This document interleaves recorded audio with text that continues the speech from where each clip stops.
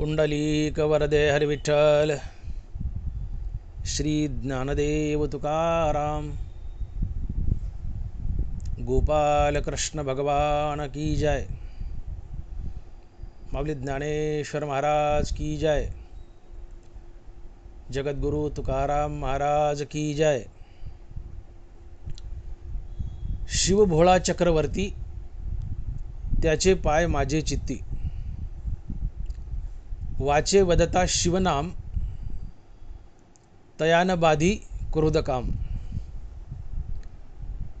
धर्म अर्थ काम मोक्ष शिवा देखता प्रत्यक्ष, वाचे वदता शिवनाम तयान बाधी क्रोधकाम। एका जनार्दनी शिव, एका जनार्दनी शिव निवारी कळी काळाचा भेव। वाचे वदता शिवनाम तयान बाधी क्रोधकाम। प्रस्तुत कीर्तनरूपी सेवेसाठी निवडलेला अभंग श्री संत एकनाथ महाराज यांचा 4 चरणाचा आणि भगवान श्री शंकर यांचा महिमा सांगणारा अभंग आहे। नाथ महाराज म्हणतात, शिव भोळा चक्रवर्ती त्याचे पाय माझे चित्ती। शिव भोळा चक्रवर्ती त्याचे पाय माझे चित्ती। या अभंगातून नाथ महाराजांनी भगवान शंकराचा महिमा वर्णन केलेला आहे आणि अभंगाच्या आरंभीच शिव हा भोळा आहे असा शब्द प्रयोग केला आहे। शिव भोळा चक्रवर्ती।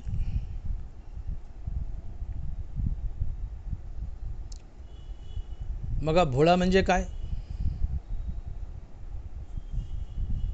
तर भोळा म्हणजे बावळट नव्हे। आपल्याकडे अशा कल्पना आहेत, एखादं बावळट असलं त्याला आपण भोळं म्हणतो, जा द्या भोळं भाबडे, भोळं भाबडे, येडे भोळं भाबडे। आपल्या नजरेत भोळा या शब्दाचा अर्थ होतो बावळट।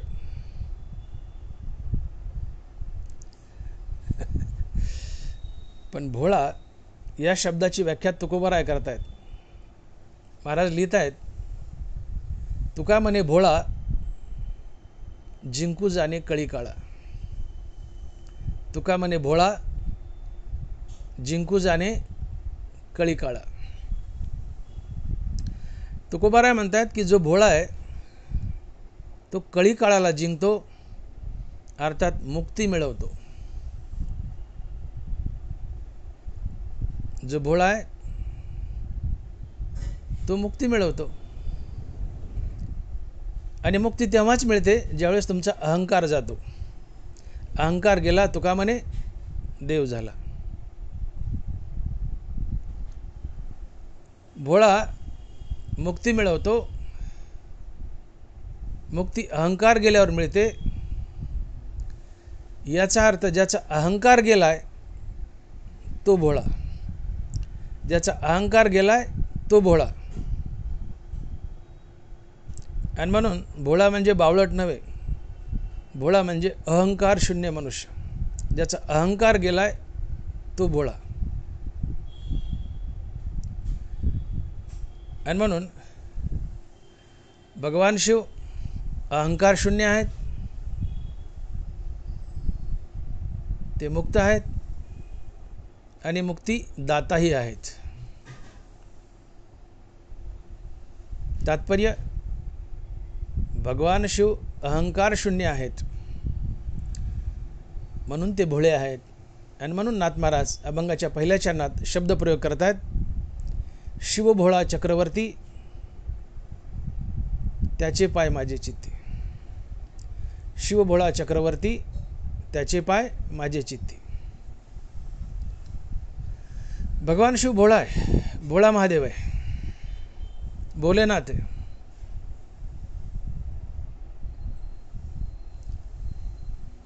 अहंकार शून्य म्हणून भोळा आहे. नाथ महाराजही बोलले, हरिपद प्राप्ती भोळ्या भाविकासी,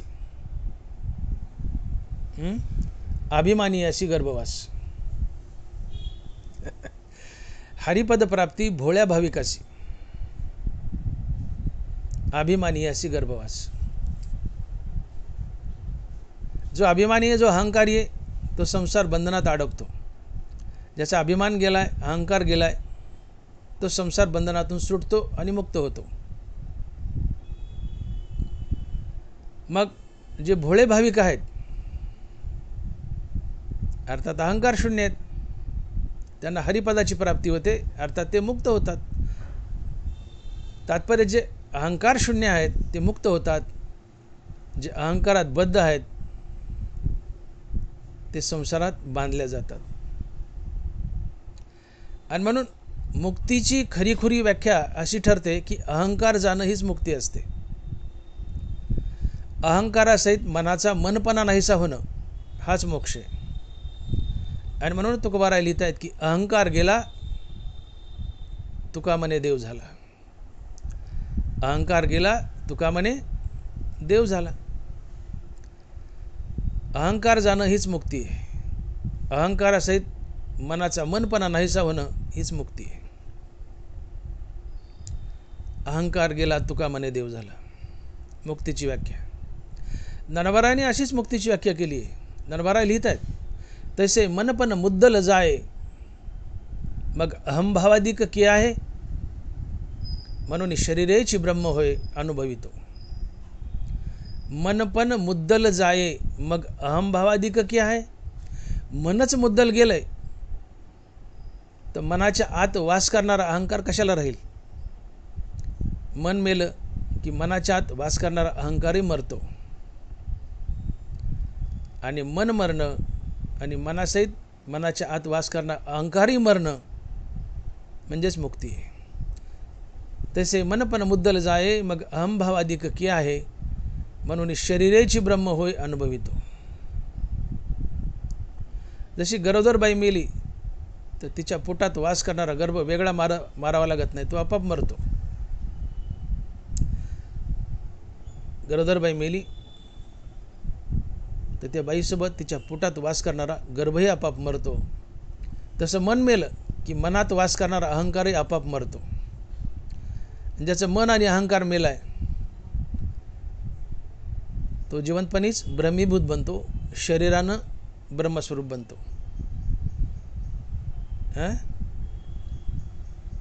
तैसे मनपण मुद्दल जाय मग अहंभावादिक की आहे, म्हणून शरीरेची ब्रह्म होय अनुभवितो.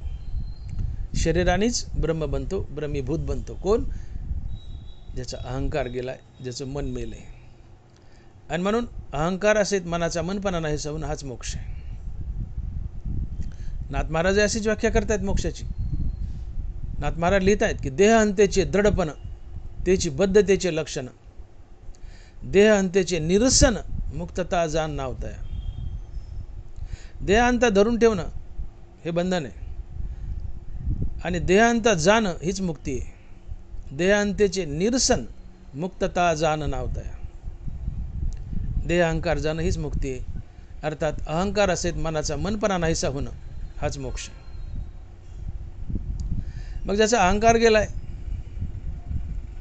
तो मुक्त आहे, त्याला हरिपदाची प्राप्ती होती आणि तो भोळा आहे.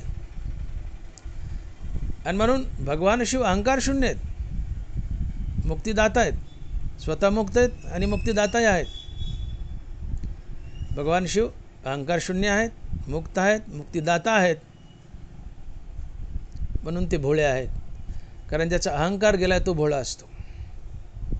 आणि म्हणून शब्दप्रयोग आहे की शिव भोळा चक्रवर्ती त्याचे पाय माझे चित्ती. शिव भोळा चक्रवर्ती त्याचे पाय माझे चित्ती. आपल्या सभोवताली एखादा थोडासा बावळट मनुष्य असतो, कम दिमाग कमी डोक्याचा. आपण सहज बोलून जातो, जाऊ द्या ते भोळं बाबडे रे, भोळं बाबडे, नका चिडू त्याला, नका रे त्रास देऊ, ते भोळं बाबडे.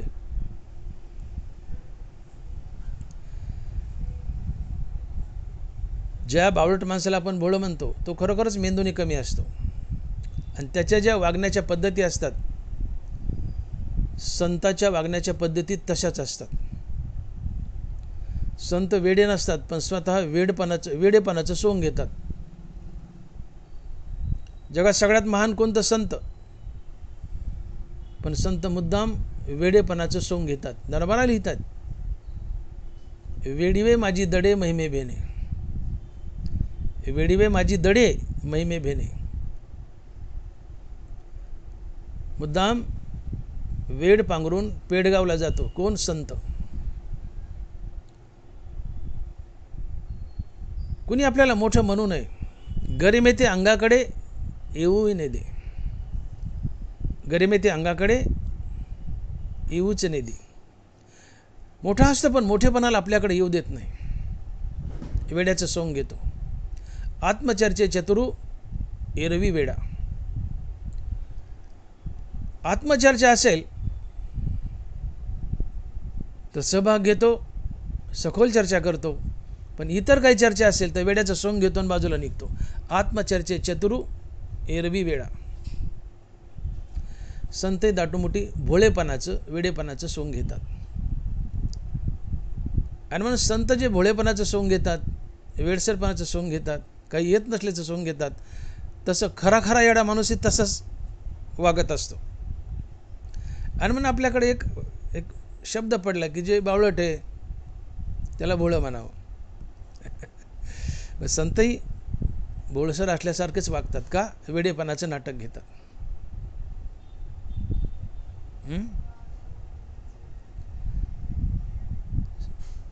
स्वैर्यानं धैर्यानं आपल्याकडे यावं, जगानं आपल्याला मोठं म्हणावं, ही भूमिका संताची नसते. उलट जगानं नाव ठेवावं. संबंधी सोयच न धरावी, ऐशी ऐशी जीवी चाडभो. कुणी आपल्याकडे यावं, आपल्याला मोठं म्हणावं, नाही, उलट नावं ठेवावीत म्हणून वेड्याचं सोंग घेतो. वेडीवे माझी दडे महिमे बेने. आणि म्हणून संत भोळे वाटतात. कारण ज्याचं खरा वेडा मनुष्य जो असतो तो ॲब्सेंट माइंडेड असतो. आणि ॲब्सेंट माइंडेड माणसाच्या हालचाली ह्या वेड्यासारख्याच असतात.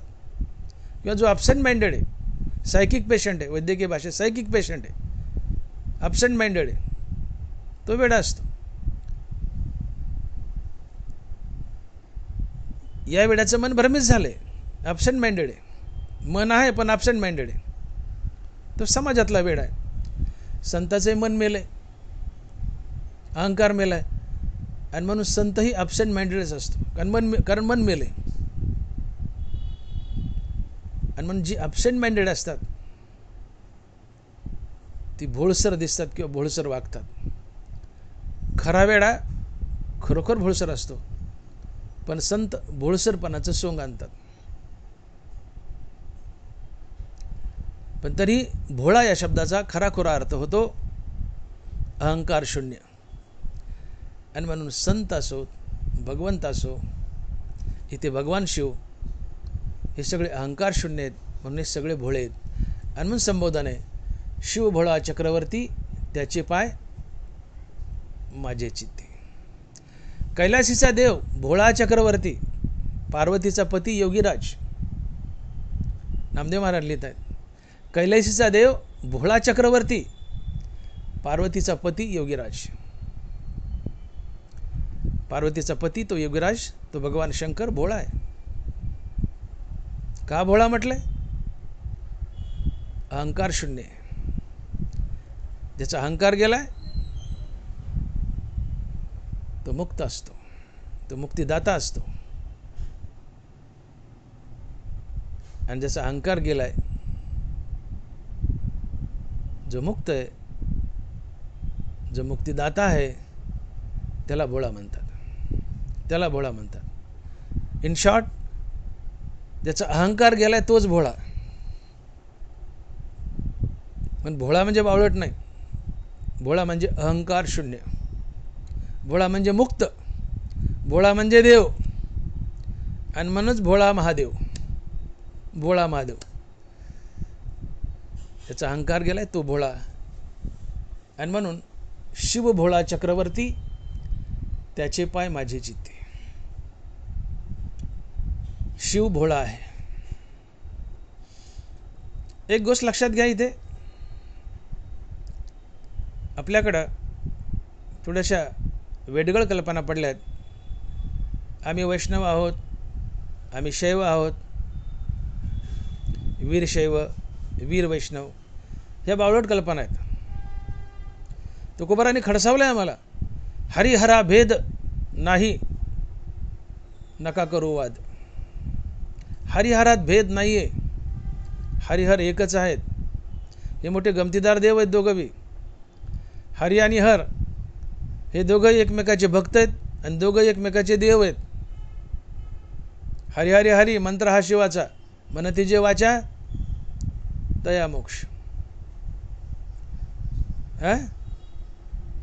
भगवान शंकराचा मंत्र काय? हरी हरी हरी. भगवान शंकर रामनामाचा जप करतात. भगवान विष्णू महादेवाचा जप करतात. रावणावर चढाई करायला निघले लंकेवर, तेव्हा रामेश्वरची स्थापना केली. महादेवा मला यश द्या म्हणले. हर हर महादेव हा त्यांचा नारा होता. सैन्य निघालं की एकच घोष, हर हर महादेव, हर हर महादेव. तात्पर्य हे दोन्ही देव एकच आहेत. आणि म्हणून हरिहरा भेद नाही, नका करू वाद. हरिहरात भेद करणं हे पाप आहे, हा दोष आहे. एका जनार्दनी वैष्णव शिरोमणी महादेव. महादेव महावैष्णव आहेत, वैष्णवांचे शिरोमणी आहेत आणि पहिले वैष्णव आहेत. अर्थात महादेव भगवान विष्णूचे भक्त आहेत, भगवान विष्णू महादेवाचे भक्त आहेत. आणि म्हणून हरिहर हे दोन्ही एकमेकाचे देव आहेत, हे दोन्ही एकमेकाचे भक्त आहेत. आणि म्हणून त्यांच्यात भेद करू नका. कोणी भेद करेल तर दोष आहे, पाप आहे. आणि म्हणून हरिहरा भेद नाही, नका करू वाद. एक एकाचे हृदयी गोडी साखरेच्या ठाई. दोघं एकमेकाच्या हृदयात विराजमान आहेत, दोघं एकमेकाचे भक्त आहेत, दोघं एकमेकाचे देव आहेत. भेदकाशी नाड, एक वेलांटीची आड. एक वेलांटीचा फरक आहे. हरी आणि हर. हरीला वेलांटी, हरला वेलांटी नाही. एका वेलांटीचा फरक आहे. ते एकच आहेत. उजवे वाम भाग, उजवे वाम भाग, तुका म्हणे एकचे अंग. आपल्या अंगाला जसा उजवा हात डावा हात, उजवा पाय डावा पाय, पण आपल्याच अंगाचा आहे. उजवा काय आणि डावा काय आपल्याच अंगाचा आहे. तसं हरी काय आणि हर काय एकच आहे, ते आपलं आराध्य आहे. आणि म्हणून हरिहरात भेद करू नका. हरिहर एकच आहेत, एकच आहेत. भगवान विष्णू आणि भगवान शंकर एकच आहेत. हे गृहीत धरून परमार्थात चाला आणि भगवंताची पूजा करा. असा हा शिव भोळा आहे. नाथ महाराज म्हणतात की हा शिव भोळा आहे. शिव भोळा चक्रवर्ती, त्याचे पाय माझे चित्ती. शिव भोळा आहे का? तर तो अहंकार शून्य आहे म्हणून भोळा आहे. ज्याचा अहंकार गेलाय तो भोळा असतो. जो भोळा आहे तो मुक्त असतो. मुक्त तो असतो ज्याचा अहंकार गेलाय. आणि म्हणून भगवान शिवाचा अहंकार गेलाय म्हणून ते भोळे आहेत. भगवान शंकर चक्रवर्ती आहेत. चक्रवर्ती सम्राट आहेत. चक्रवर्ती हा राजा असतो, ज्याचं पूर्ण जगावर राज्य असतं आणि एकट्याचंच असतं. सार्वभौम चक्रवर्ती राजा, पूर्ण जगावर राज्य असतं. त्याच्या खाली इतर राजे असतात, काही मंडलिक म्हणून, मांडलिक म्हणून काही राजे असतात त्याच्या हाताखाली. पण चक्रवर्ती राजाच्या वर कोणी राजा नसतो. तो सगळ्याचा राजा असतो. त्याच्या हाताखाली छोटे मोठे राजे असतील, पण चक्रवर्ती राजाच्या वर कोणी नसतो. तो सगळ्यात मोठा असतो आणि एकटाच असतो. चक्रवर्ती सम्राट एकटाच असतो. असा हा आमचा भगवान शिव सार्वभौम चक्रवर्ती सम्राट राजा आहे. ऐके ज्ञान चक्रवर्ती, तू तो ज्ञानाचीच मूर्ती. भगवान शिव चक्रवर्ती आहेत, पण कशाचे? ऐके ज्ञान चक्रवर्ती, तू तो ज्ञानाचीच मूर्ती. चक्रवर्ती आहेत पण कशाचे? ज्ञानाचे, आत्मज्ञानाचे. आणि म्हणून ही परंपरा आदिनाथ गुरु सकळ सिद्धांचा मच्छिंद्र तयाचा मुख्य शिष्य. मच्छिंद्राने बोध गोरक्षाशी केला, गोरक्ष वळला गहिनी प्रती. गहिनी प्रसादे निवृत्ती दातार, ज्ञानदेवा सार चोजविले. निवृत्तीनाथ ज्ञानेश्वर महाराज हे भगवान शिवाच्या परंपरेतले. ज्ञानोबरायचं खरं नाव ज्ञाननाथ आहे. हे सगळे नाथ आहेत. आदिनाथ, मच्छिंद्रनाथ, गोरक्षनाथ, गहिनीनाथ, निवृत्तीनाथ आणि ज्ञाननाथ. ज्ञानेश्वर महाराजचं खरं नाव ज्ञाननाथ आहे, पण ते नंतर ज्ञानेश्वर झालं. खरं नाव ज्ञाननाथ आहे, कारण ते नाथ परंपरेतले आहेत. आणि या नाथ परंपरेतले आदिगुरु भगवान शंकर आहेत. आणि मग भगवान शंकर चक्रवर्ती सम्राट आहेत. पण कशाचे? आत्मज्ञानाचे, आत्मज्ञानाचे. म्हणून ऐके ज्ञान चक्रवर्ती, तू तव ज्ञानाचीच मूर्ती. भगवान शंकर चक्रवर्ती सम्राट आहेत, पण कशाचे? आत्मज्ञानाचे. ते आद्य गुरु आहेत, ते आदिनाथ आहेत.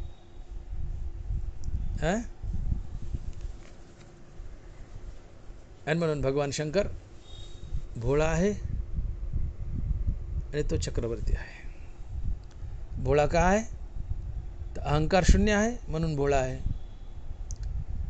आणि आत्मज्ञानाचा चक्रवर्ती आहे म्हणून तो चक्रवर्ती आहे, सम्राट आहे, राजा आहे. शिवाय भगवान शंकर अतिशय अल्पतपाने, अल्पशा साधनेने, अल्पशा भक्तीने प्रसन्न होतो म्हणूनही तो भोळा आहे. पटकन प्रसन्न होतो म्हणूनही भोळा आहे. भगवान शंकर अहंकार शून्य, भगवान शंकर अहंकार शून्य म्हणून भोळा आहे. तसं भगवान शंकर उगा थोड्याशा भक्तीने प्रसन्न होतो म्हणूनही तो भोळा आहे. असतात काय माणसं, नातवाने हट्ट केला, काही आजोबाने गरगट्ट असतात, काही एखादी वस्तू मागितली, लेकरू मागायला हट्ट करायला, ते किती रडलं तर आजोबा देतच नाही, रागवतो, चोप गप, नाही नाही म्हणतो. लेकरू रडतंय, हा देत नाही.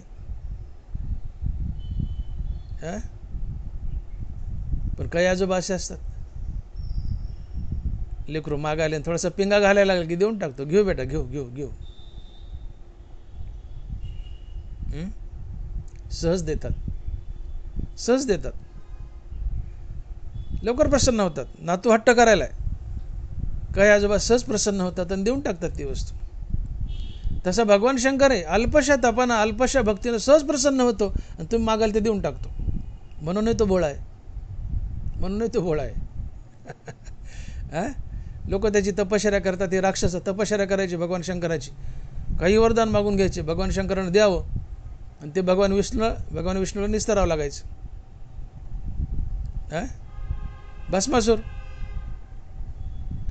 भस्मासुरानं तपश्चर्या केली,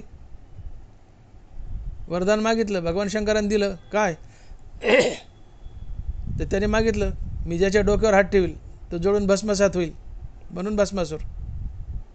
तथास्तु दिलं वरदान महादेवाने. पण तो भस्मासूर महादेवाच्याच मागं लागला, महादेवालाच जाळायला. काय मी भस्मासूर अर्जुन म्हणे, महादेवालाच जाळायला निघाला. मग महादेव सुटले पळत, आलं का नाही अंगलट, म्हणून तो भोळा आहे. मग भगवान विष्णूला यावं लागलं सुंदर स्त्रीचं रूप धरून. आणि मग स्त्री जशी हालचाल करू लागली तसं तो भस्मासूर हालचाल करू लागला. भगवान विष्णू त्या स्त्रीच्या रूपात कमरेवर हात ठेव, इकडं हात ठेव, तिकडं हात ठेव, तो तसा हात ठेवू लागला. शेवटी भगवान विष्णू डोक्यावर हात ठेवला, त्या भस्मासुराने डोक्यावर हात ठेवला, ते जळून गेलं.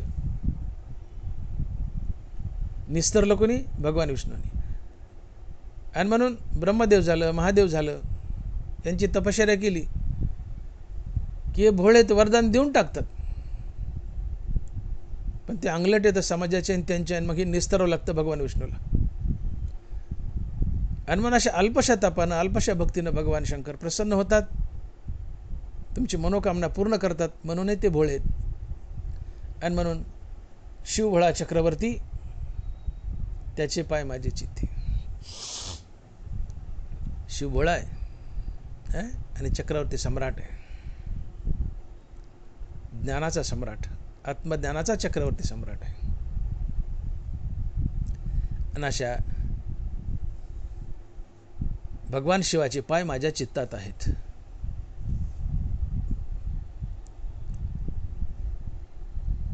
भगवंताचे पाय हे परब्रह्माचं प्रतीक आहे. आणि म्हणून साधू संतांच्या, भगवंताच्या पादुका आम्ही सिंहासनावर ठेवतो. का? तर त्या पादुकाला भगवंताचा, संताच्या पायाचा स्पर्श झालेला आहे. म्हणून भगवंताचे पाय आणि भगवंताच्या पादुका त्याही पावन असतात, त्या परब्रह्माच्या ठिकाणी असतात. पादुका परब्रह्माच्या ठिकाणी आहेत, देवाच्या आणि संताच्या. इथं तर प्रत्यक्ष पाय आहेत. मग प्रत्यक्ष पाय आहेत. भगवान शिवाचे पाय हे परब्रह्म स्वरूप आहेत. आणि म्हणून भगवान शिवाचे पाय मी माझ्या चित्तात धारण केलेत. कारण पाय, भगवान शिवाचे पाय हे परब्रह्म स्वरूप आहेत आणि त्यांना मी माझ्या चित्तात धारण केलं तर मी परब्रह्म स्वरूप होईल, मी मुक्त होईल. म्हणून भगवान शिवाचे पाय माझ्या चित्तात मी धारण केलेत. शिवभोळा चक्रवर्ती, त्याचे पाय माझे चित्ती. तुकोबराने असंच विधान केले. आता कोठे धावे मन, तुझे चरण देखील या. आता कोठे धावे मन, तुझे चरण देखील या. देवा, माझ्या मनाने तुझे चरण पाहिलेत, माझं मन तुझ्या चरणावर स्थिर झालंय, आता कुठं धावेल? तर भगवान शिवाचे पाय चित्तात धारण करणं किंवा पांडुरंगाचे पाय चित्तात धारण करणं म्हणजे या पायावर आपलं मन स्थिर करणं. पाय चित्तात धारण करायचे म्हणजे काय शरीर फाडून, छाती फाडून हे पाय आत घालायचे असा अर्थ नाही. आपलं चित्त, आपलं मन भगवंताच्या पायावर स्थिर करणं. आता कुठे धावे मन, तुझे चरण देखील या. तुझ्या चरणावर मी मन स्थिर केलंय. पर्यायाने याचा अर्थ असाच होतो की तुझे पाय मी माझ्या चित्तात धारण केलेत. आणि म्हणून शिवा भोळा आहे. का? तो अहंकार शून्य म्हणून भोळा आहे. लवकर प्रसन्न होतो म्हणून भोळा आहे. तो ज्ञानाचा चक्रवर्ती सम्राट आहे म्हणून चक्रवर्ती आहे. आणि त्याचे पाय परब्रह्माचं प्रतीक आहे म्हणून मी माझ्या चित्तात धारण केलेत. अर्थात शिवाच्या पायावर मी माझं मन स्थिर केलंय. अर्थात शिवनाम मी मुखात धारण केलंय असे म्हटले तर चालतं. शिवभोळा आहे, चक्रवर्ती सम्राट आहे आणि त्या शिवाचे पाय मी माझ्या चित्तात धारण केलेत. अर्थात मी माझ्या मुखात शिवाचं नाम धारण केलंय.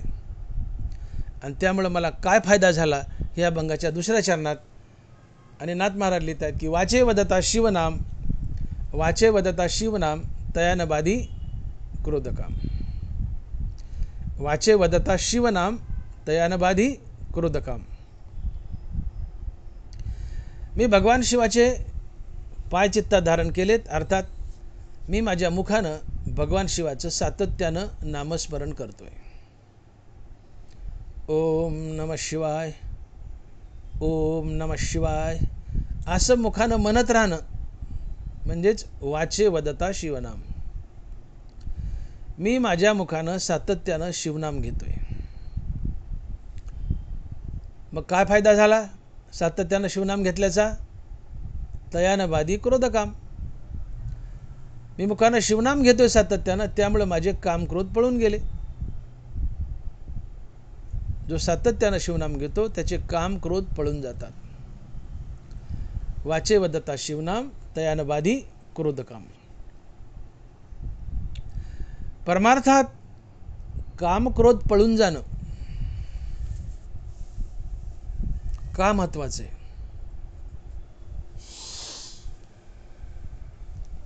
हे काम क्रोध जोपर्यंत पळून जात नाही तुमच्या जीवनातून तोपर्यंत तुम्हाला देव पण येत नाही, तुम्ही मुक्त होत नाहीत, नराचे नारायण होत नाहीत.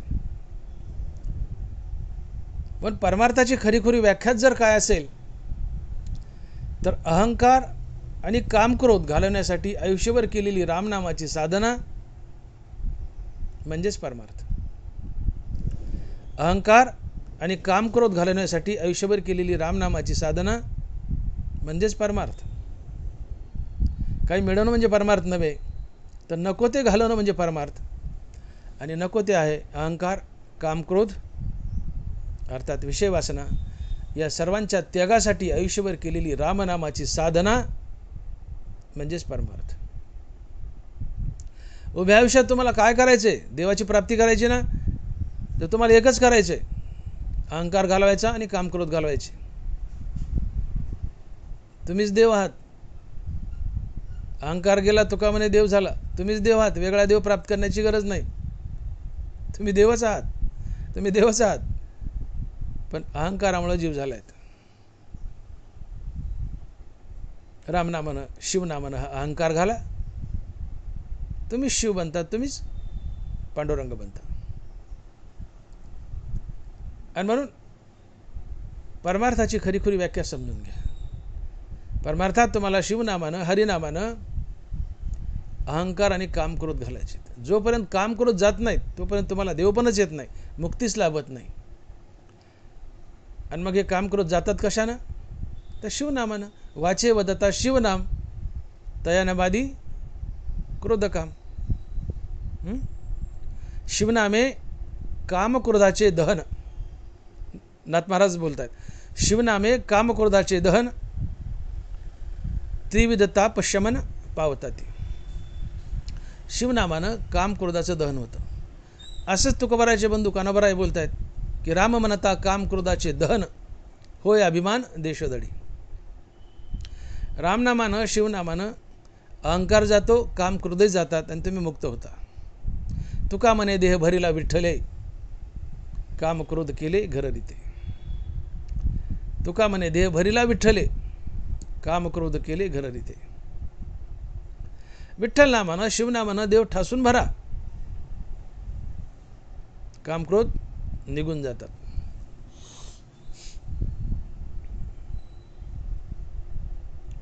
उभा आयुष्य मला काय करायचे? तर शिवनाम घ्यायचे किंवा रामनाम घ्यायचे.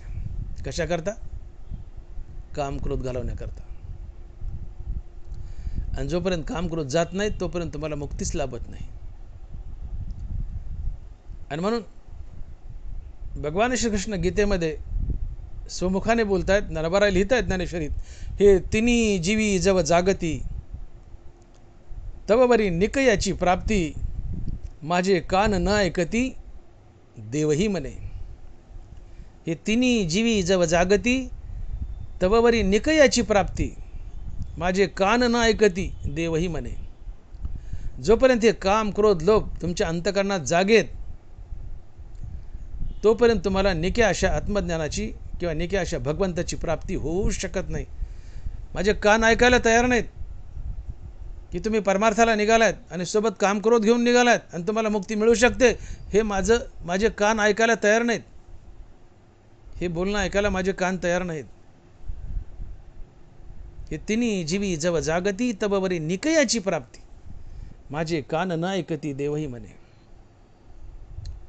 तात्पर्य, जोपर्यंत कामक्रोध लोभ अंतकरणात जागेत आणि तुम्ही परमार्थ करतायत पण हे तीन जागेत, तुम्हाला देवाची प्राप्ती, मोक्षाची प्राप्ती होऊ शकत नाही, होऊ शकत नाही. आणि म्हणून तुकोबाराय म्हणतात की काम क्रोध लोभ घेऊन या संगे परमार्थाशी निघे तोची मूर्ख. तो मूर्ख आहे म्हटले. कोण? की परमार्थाला निघालाय पण सोबत काम क्रोध लोभ घेऊन निघालाय, तो मूर्ख आहे म्हणले. त्याला कधी देव भेटू शकत नाही. खरा परमार्थिक तो की ज्याने काम क्रोध लोभ यांचा त्याग केलाय आणि मग परमार्थाला निघालाय, तो खरा परमार्थिक. पण परमार्थाला निघालाय आणि काम क्रोध लोभ सोबत घेऊन निघालाय म्हणले मूर्ख आहे तो.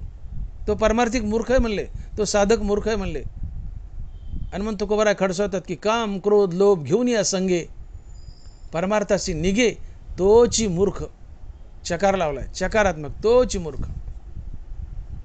मग आपलं आत्मपरीक्षण करा.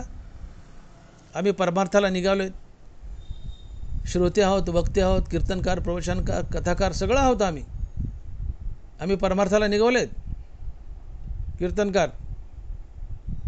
पण काम क्रोध लोभ टाकलेत का? अन्यथा तुकोबाराने आम्हाला मूर्ख म्हटले. कुणाला राग यायचं कारण नाही. राग याचं कारण नाही. तुकोबराय बोलतात, काम क्रोध लोभ घेऊन या संगे परमार्थाशी निघे तोची मूर्ख. आम्ही लोक कीर्तन करतो, प्रवचन करतो, कथा करतो, तुम्ही श्रोते, सगळे आम्ही परमार्थिक आहेत, परमार्थाला निघालेत, पण काम क्रोध टाकलेत का? नसले टाकले त्यांना घेऊन सोबत निघालो तर आम्ही मूर्ख आहेत. ते टाकले तर आम्ही शहाणे किंवा खरे परमार्थिक.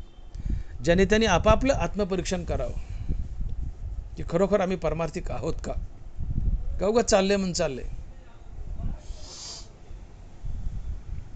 जनाबा एक दृष्टांत देत आहेत, माऊली लिहित आहेत की पोटी बांधोनी पाषाण समुद्री बाही अंगवन का जीवावया जेवण काळकोटाचे.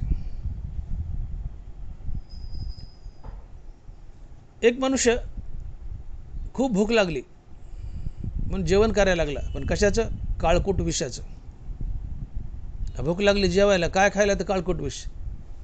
जगल का होते? मरल ना पटकेने. एक मनुष्य समुद्र पोहून चाललाय. आता शक्य का समुद्र पोहून बाहुबळावर?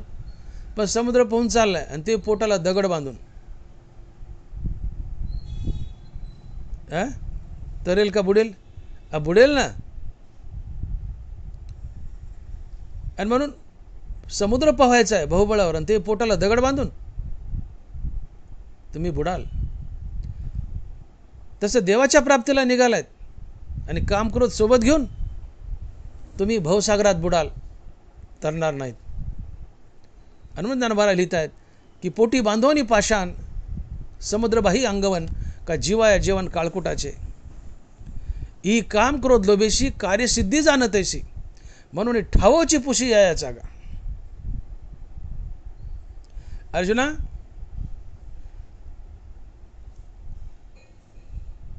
परमार्थाला निघालायस. जगाला बोलतायत, आम्हाला बोलतायत देव. अर्जुना, परमार्थाला निघालायस, सोबत काम क्रोध लोभ घेऊन निघालायस. तुझं कार्य सिद्धीला जाणार नाही, परमार्थ सफल होणार नाही. यासाठी दृष्टांत दिलाय. काय? की समुद्राच्या पैलतीराला जायचे आणि बाहुबळावर पोहून निघालायस आणि ते पोटाला दगड बांधून तरायचा नाही, बुडशील. परमार्थाला निघालायस, देवाच्या प्राप्तीला निघालाय, सोबत काम करून लोभ घेऊन निघालायस, भवसागरात बुडशील, तरायचा नाही. आणि म्हणून काम क्रोध लोभ सोबत घेऊन परमार्थाला निघणं कार्यसिद्धी होत नाही, देव भेटत नाही. जसं पोटाला दगड बांधून समुद्राच्या पलीकडे जाईल म्हटलं तर कार्यसिद्धी होत नाही, मध्येच मरावं लागतं.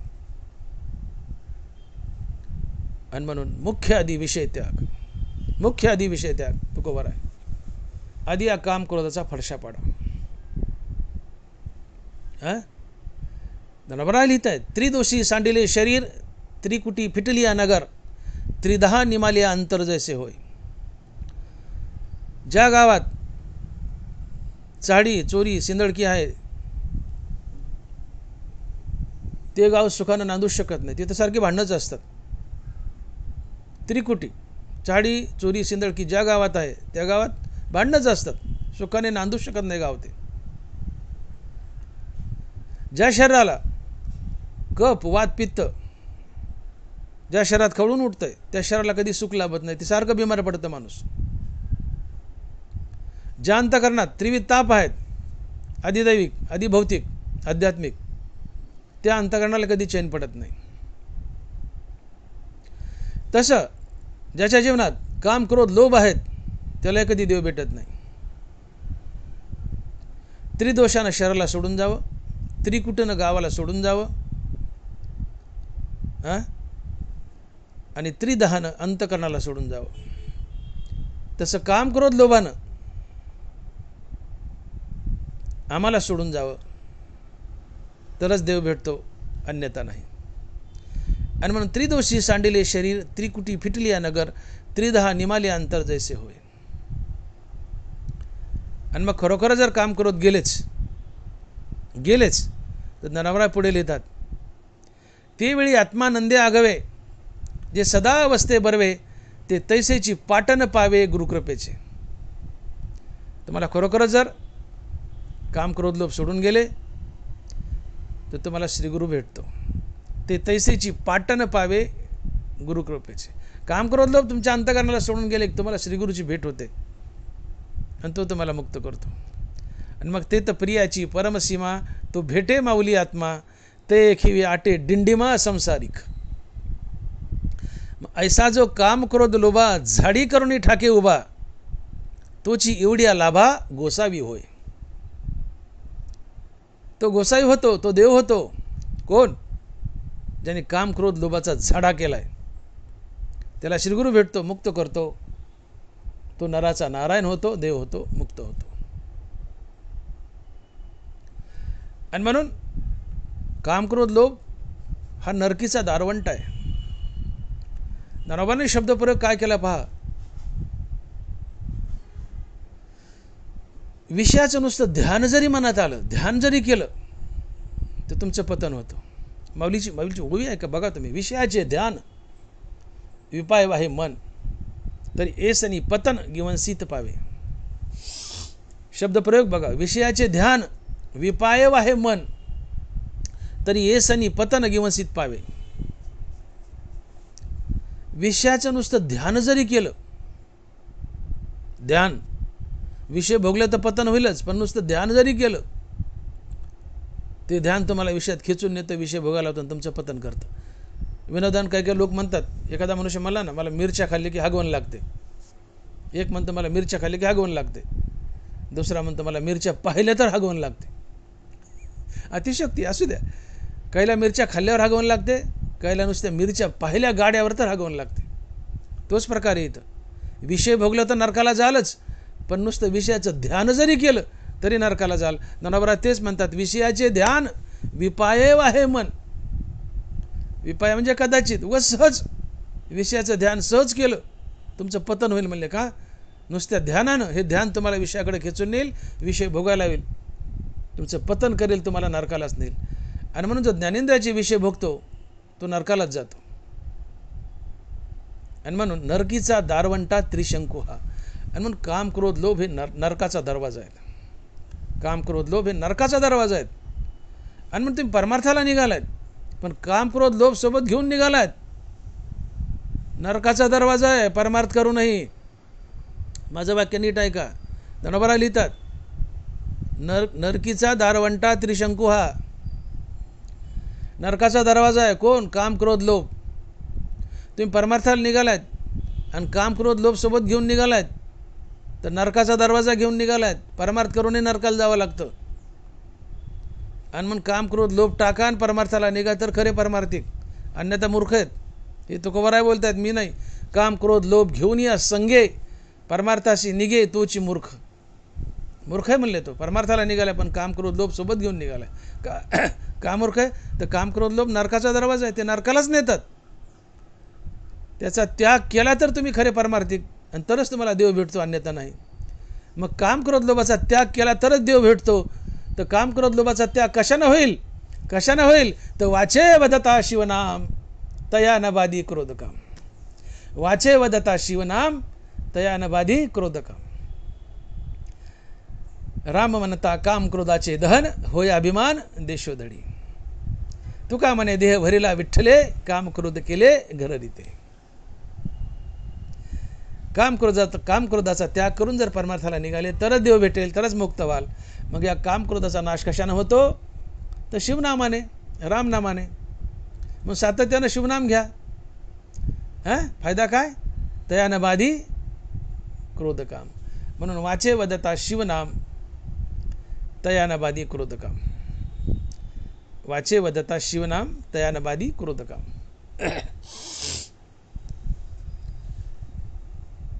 हे काम क्रोध भगवत प्राप्तीला कसे आडवे येतात, हा विषय अतिशय महत्त्वाचा आहे. काम क्रोध जावेत, काम क्रोध जाये. जोपर्यंत काम क्रोध जात नाहीत तोपर्यंत तुम्हाला भगवंताची प्राप्ती होत नाही. मग हे काम क्रोध भगवत प्राप्तीला आडवे कसे येतात, हे आम्हाला देवापर्यंत का पोहोचू देत नाहीत? तर एकूण 5 ज्ञानेंद्रिय आहेत. कान, नाक, डोळा, जीभ आणि त्वचा. शब्द हा कानाचा विषय, रूप हा डोळ्याचा विषय, गंध हा नाकाचा विषय, चव हा जिभेचा विषय आणि स्पर्श हा त्वचेचा विषय. वेळापुरा आहे, विषयांतरही होईल. उदाहरण म्हणून फक्त कान या ज्ञानेंद्रियाचा उदाहरण सांगतो आणि पुढे चालतो की काम क्रोध भगवत प्राप्तीला कसे आडवे येतात. जोपर्यंत काम क्रोध तुम्ही मारत नाहीत तोपर्यंत तुम्हाला देव पण येत नाही. मग हे काम क्रोध आम्हाला देव का बनवू देत नाहीत, मुक्ती का मिळू देत नाहीत? तर काम या शब्दाचा अर्थ होतो ज्ञानेंद्रियाचा विषय भोग. काम म्हटलं की आपल्या डोळ्यापुढे एकच गोष्ट येते, स्त्री पुरुषाची लैंगिक भावना. स्त्री पुरुषाची लैंगिक भावना हा तर कामच आहे, यात वाद नाही, हा कामच आहे. स्त्री पुरुषाची लैंगिक भावना हा कामच आहे. पण कामाचा एवढाच मर्यादित अर्थ नाही, कामाचा खरा अर्थ होतो ज्ञानेंद्रियाच्या विषय भोगाची इच्छा. 5 ज्ञानेंद्रियत मी बोलून गेलो. कान हा ज्ञानेंद्रिय, कानाचं उदाहरण सांगतो आणि पुढे चालतो. कान हा ज्ञानेंद्रिय, शब्द हा कानाचा विषय. शब्द 2 प्रकारचे, एक स्तुती आणि दुसरी निंदा. देखे शब्दाची व्याप्ती निंदा आणि स्तुती, ते तर द्वेष उपजती श्रवणाद्वारे. ज्ञानोबर आहे. देखे शब्दाची व्याप्ती निंदा आणि स्तुती. शब्द 2 प्रकारचे, एक स्तुतीपर एक निंदापर. स्तुतीपर शब्द कानाच्या आवडीचा विषय, निंदापर शब्द कानाच्या नावडीचा विषय. कानाला स्तुती आवडते. कानाला स्तुती किती प्रिय आहे? एखादा मनुष्य मेला आणि त्याची कोणी स्तुती केली तर मेलेला मनुष्य उठून बसेल, स्तुती ऐकेल आणि पुन्हा मरेल. इतकी स्तुती माणसाला प्रिय आहे. यातली अतिशयोक्ती सोडा, मेलेला माणूस उठत नसतो, पण दृष्टांतात अतिशयोक्ती असते, तो विनोद म्हणून घ्यायचा असतो. इतकी स्तुती माणसाला प्रिय आहे. मेलेला मनुष्य उठेल, स्तुती ऐकेल आणि पुन्हा मरेल. इतकी स्तुती माणसाला प्रिय आहे. मनुष्य स्तुतीचा भुकेलेला आहे आणि माणसाला निंदेचा तिटकार आहे.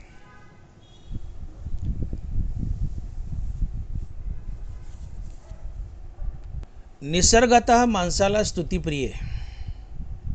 निसर्गतः माणसाला स्तुती प्रिय आहे. आता उदाहरण घ्या, तुमची कोणी स्तुती केली, तोंड भरून बोलले, बाबा साहेब तुम्ही असे, साहेब तुम्ही तसे, साहेब काय बाबा काय बाबा काय, भलती वाहवा केली तुमची कोणी स्तुती केली. तर ज्याने कोणी तुमची स्तुती केली, तात्काळ त्या स्तुती करणाऱ्या माणसाबद्दल तुमच्या मनात राग निर्माण होतो. राग म्हणजे भांडातला मारामारीतला राग नाही, रागद्वेष. राग म्हणजे प्रीती प्रेम. तुमची कोणी तोंड भरून स्तुती केली, ज्याने कोणी स्तुती केली, तात्काळ त्या माणसाबद्दल तुमच्या मनात राग अर्थात प्रीती प्रेम निर्माण होतं आणि तुम्ही त्या माणसासोबत सदवर्तन करता आणि सदवर्तनातून पुण्याचा जन्म होतो आणि हे पुण्य तुम्हाला संसार बंधनात बांधतं. आता दुसरी बाजू, समजा तुमची कोणी निंदा केली, अतिशय घाणघाण बोललं, शिवाय दिल्या, तुमची निंदा केली आणि निंदापर शब्द कानानं भोगला. आत अहंकार गुप्त अवस्थेत दडलेला असतो. तो आतून ढुसणी मारतो, म्हणतो बघ बघ त्याने तुझी निंदा केली, तुला घाणघाण बोलला, शिवाय दिल्या, त्याने तुझी निंदा केली. अहंकारातून ढुसणी मारतो तुम्हाला आणि निंदा हा शब्द कानाला भोगायला होतो. मग ज्याने कुणी तुमची निंदा केली, तात्काळ त्या निंदा करणाऱ्या माणसाबद्दल तुमच्या मनात द्वेष निर्माण होतो. द्वेष क्रोधाला जन्म देतो. क्रोधातून सारासार विचार नाहीसा होतो. त्यातून तुमची बुद्धी भ्रष्ट होते. तुम्ही समोरच्या माणसाबरोबर गलिच्छ वर्तन करता, त्याला हाणता मारता शिवीगाळ करता आणि या गलिच्छ वर्तनातून पापाचा जन्म होतो आणि पाप तुम्हाला संसारात बांधतं. का तर नगभर जरी पुण्य आणि पाप तुमच्या जीवनात शिल्लक असेल तर ते तुम्हाला भोगूनच पार पाडावं लागतं. आगा कर्मे जेवरावे ते तीही सुखदुःखी फळावे आणि तया ते भोगावया यावे देहा एका. ज्ञानोबा आहे. नगभर जरी पाप पुण्य जीवनात शिल्लक असेल तर ते भोगूनच पार पाडावं लागतं. त्यासाठी जन्म धरावेच लागतात, 84 लक्ष योनीमध्ये अडकावंच लागतं. आगा कर्मे जेवरावे ते तीही सुखदुःखी फळावे आणि तया ते भोगावया यावे देहा एका. मग तुम्हाला संसारात कोणी बांधलं? पाप पुण्याने. पाप पुण्य का आलं? रागद्वेष. रागद्वेष का? ज्ञानेंद्रियाचा विषय भोग. ज्ञानेंद्रियाचा विषय भोग का? आतून अहंकार आणि ढुसणी मारली. म्हणजे अहंकारामुळं ज्ञानेंद्रियाचे विषय भोग, त्यातून रागद्वेष, त्यातून पुण्यपाप आणि पुण्यपापातून संसार बंधन. आगा कर्मे जे उरावे. मग झालं काय? काना ज्ञानेंद्रिय. शब्द हा कानाचा विषय. शब्द दोन प्रकारचे, एक स्तुतीपर एक निंदापर. स्तुतीपर शब्द कानाच्या आवडीचा विषय, निंदापर शब्द कानाच्या नावडीचा विषय. तुमची कोणी स्तुती केली आहे, ज्याने स्तुती केली तात्काळ त्याच्याबद्दल तुमच्या मनात राग, प्रीती, प्रेम, त्यातून सद्वर्तन, सद्वर्तनातून पुण्य. तुमची कोणी निंदा केली आहे, निंदा करणाऱ्याबद्दल तुमच्या मनात द्वेष, द्वेषातून क्रोध, क्रोधातून शिवीगाळ, हाणामारी, गलिच्छ वर्तन, त्यातून पाप. पुण्य आणि पाप म्हणलं की संसार बंधन आलंच. अडकले तुम्ही संसारात. कुणामुळे? काम क्रोधामुळे. पाप का जन्माला आलं? कुणी निंदा केली, निंदापर शब्द तुमच्या कानाला अहंकाराने भोगायला लावला. अहंकार ढुसणी मारतो आतून, बघ म्हणतो तुझी निंदा केली. आणि अहंकार तुम्हाला जाग करतो आणि हा निंदापर शब्द भोगायला लावतो. तुमच्या कानानं निंदा भोगली, ज्याने निंदा केली त्याच्याबद्दल तात्काळ द्वेष, द्वेषातून क्रोध, आणि क्रोधातून शिवीगाळ, हाणामारी, भांडण, तंटण, त्यातून पापाचा जन्म. आणि पाप म्हणलं की संसार बंधन. तुम्हाला संसारात बांधलं कोणी? पापानी, अर्थात पाप पुण्यानी. मग पाप पुण्य कोणामुळं? त्या काम क्रोधामुळं. आणि म्हणून जोपर्यंत काम क्रोध तुमच्या हृदयात जागेत तोपर्यंत पापाची निर्मिती होईलच. पाप पुण्य निर्माण झाले की संसार बंधन आलंच, तुमचा मोक्ष दुरावला.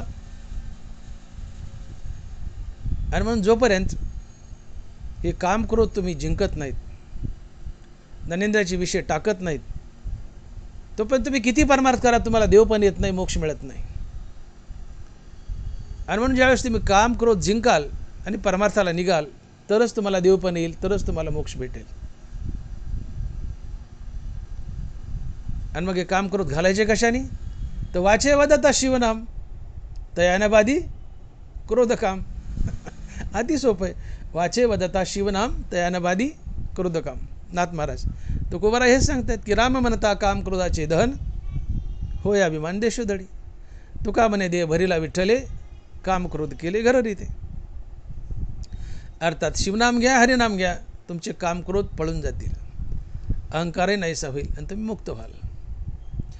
आणि म्हणून उभ्या आयुष्यात करायचं काय आम्हाला?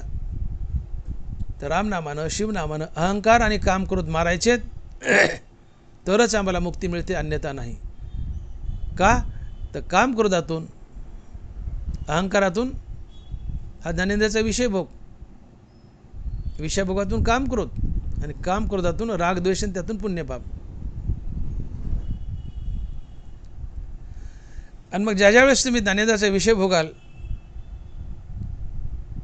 की मी जसं म्हणलं की निंदा, अहंकाराने ढुसणी मारली, निंदा भोगायला लावली, तुमच्या कानानं निंदा हा शब्द भोगला, ज्याने निंदा केली तात्काळ त्याच्याबद्दल द्वेष, द्वेषातून क्रोध, क्रोधातून गलिच्छ वर्तन, हाणामारी, पाप.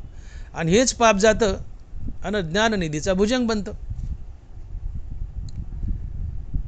आणि जीवनामध्ये पाप आलं की ते पाप भोगावंच लागतं, त्यासाठी जन्म धरावे लागतात. आणि मोक्ष दुरावतो, आत्मज्ञान दुरावतो, श्रीगुरु येत नाही. काम क्रोध ज्ञाननिधीचे भुजंग विषेदरीचे वाघ, भजन मार्गीचे मांग मारक जे. हे काम क्रोध ज्ञाननिधीचे भुजंग बनतात म्हणजे नेमकं काय? त्या काम क्रोधातून निर्माण झालेलं पाप पुण्य हेच खरं ज्ञाननिधीचा भुजंग आहे. कारण या काम क्रोधातून पाप पुण्याची निर्मिती होते आणि हे पाप पुण्यच आत्मज्ञानाच्या ठेव्यावर जाऊन बसतं आणि पाप पुण्यच भुजंग असते. काम क्रोध भुजंग आहेत, पण काम क्रोध भुजंग आहेत म्हणण्यापेक्षा काम क्रोधातून निर्माण होणारं पाप पुण्यच भुजंग आहे. का? तर जीवनात पाप पुण्य आलं तर ते भोगण्यासाठी पुन्हा जन्म धरावा लागतो, मुक्ती दुरावली. मग आत्मज्ञानाची राखण केली कुणी? काम क्रोधानं, अर्थात पाप पुण्यानं. का तर काम क्रोधातून पाप पुण्य, आणि पाप पुण्य भोगावंच लागतं, त्यासाठी जन्म धरावे लागतात.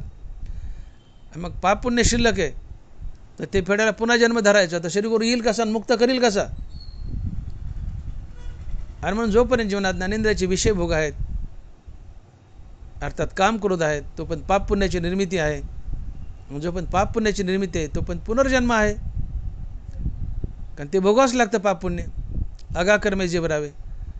मग पाप पुण्य शिल्लक आहे तर पुढचा जन्म धरावाच लागतो. मग श्रीगुरु आत्मज्ञान देईल कसा? आणि म्हणून ज्या दिवशी जीवन पाप पुण्य रहित होईल त्या दिवशी श्रीगुरु स्वतःहून शोधत येईल आणि तुम्हाला अहम ब्रह्मास्मी या महावाक्याचं श्रवण करून मुक्त करेल. आणि म्हणून जीवन पाप पुण्य रहित करा. जीवन पाप पुण्य रहित करण्यासाठी आयुष्यभर केलेली रामनामाची साधना म्हणजेच परमार्थ. जीवन पाप पुण्य रहित करण्यासाठी आयुष्यभर केलेली रामनामाची साधना म्हणजेच परमार्थ.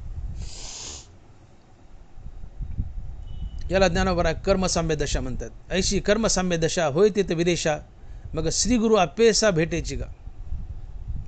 जीवनात पुण्य नाही पाप नाही, ही कर्मसाम्य दशा. मग श्रीगुरु येतो आणि अहम ब्रह्मास्मी या महावाक्याचं श्रवण करून तुम्हाला मुक्त करतो. म्हणून काम्यकर्म करू नका, पुण्य तुमच्याकडे येणार नाही.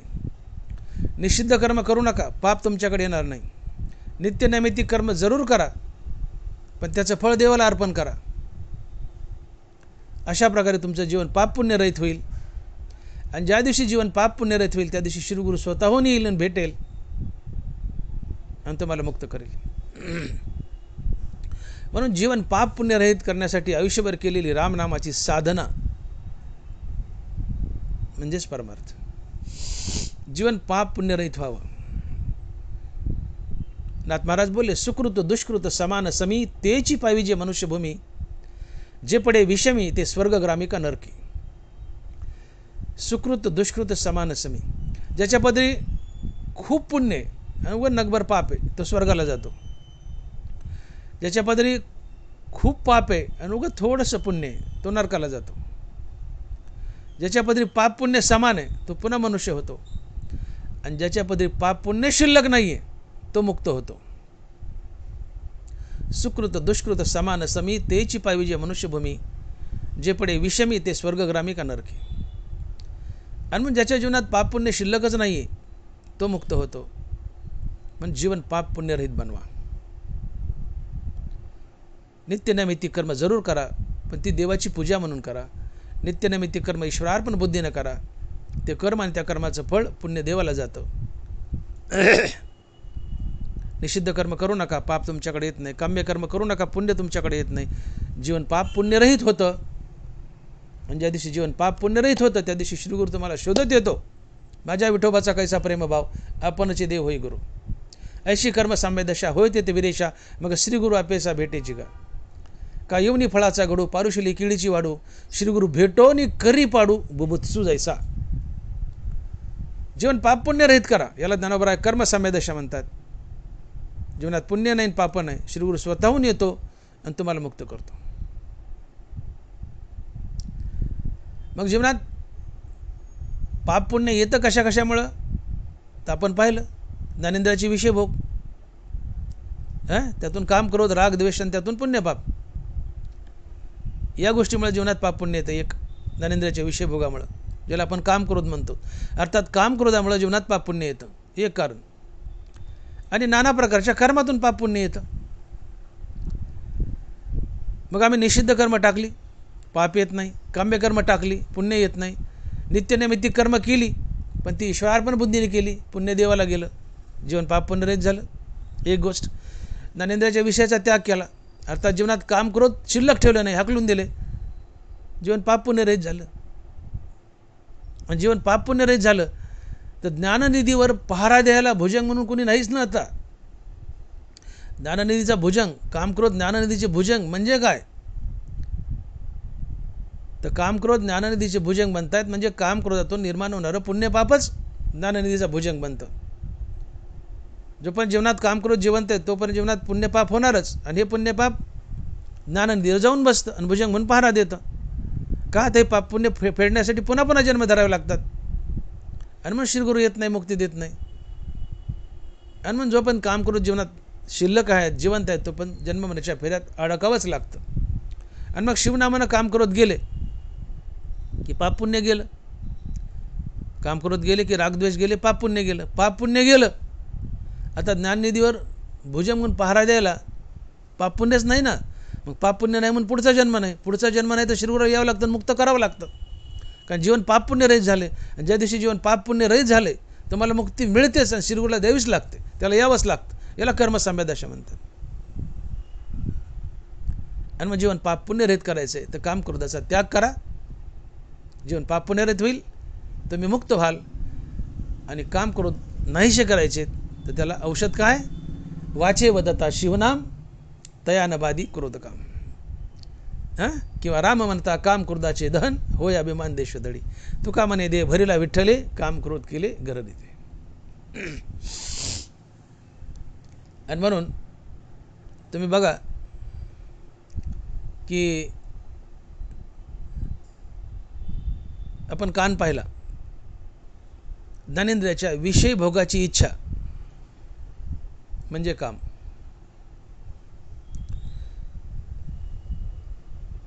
तुम्हाला एखाद्या वस्तूची इच्छा झाली ही मला मिळावी आणि ती मिळाली नाही तर तुमच्या मनात द्वेष पैदा होतो आणि द्वेषातून क्रोध जन्माला येतो, क्रोधातून पाप जन्माला येते. म्हणून काम म्हणजे ज्ञानेंद्रियाच्या विषय भोगाची इच्छा, हा याचा प्रमुख अर्थ आहे. लैंगिक भावना हा तर एक अर्थ आहेच, पण काम या शब्दाचा प्रमुख अर्थ आहे ज्ञानेंद्रियाच्या विषय भोगाची इच्छा. एखादी इच्छा झाली आणि ती गोष्ट मिळाली नाही तर तात्काळ तुमच्या मनात द्वेष. तुम्ही समोरच्याला पैसे मागितलेत आणि त्याने दिले नाही, तुम्हाला लगेच द्वेष होतो. मित्र असून पैसे देणं त्याच्याबद्दल द्वेष, आणि द्वेषातून क्रोध, आणि क्रोधातून चुकीचं वागणं आणि त्यातून पाप. आणि पाप म्हणलं की संसार बंधन, अगा कर्मे जेवरावे. विषयपूर्ती झाली नाही, अर्थात मनाची कामना केली, जो काम आलाय ती पूर्ती झाली नाही, द्वेष क्रोध त्यातून पाप. मग क्रोधाचा जन्म कुठून झाला? कामातून. क्रोधाला स्वतंत्र जन्मच नाही. कामाची नाही ते क्रोधाची कैसा आणि ते कैसे भांडणार आहे. काम असेल तर क्रोध आहे. काम मेला की क्रोध आपाप मरतो.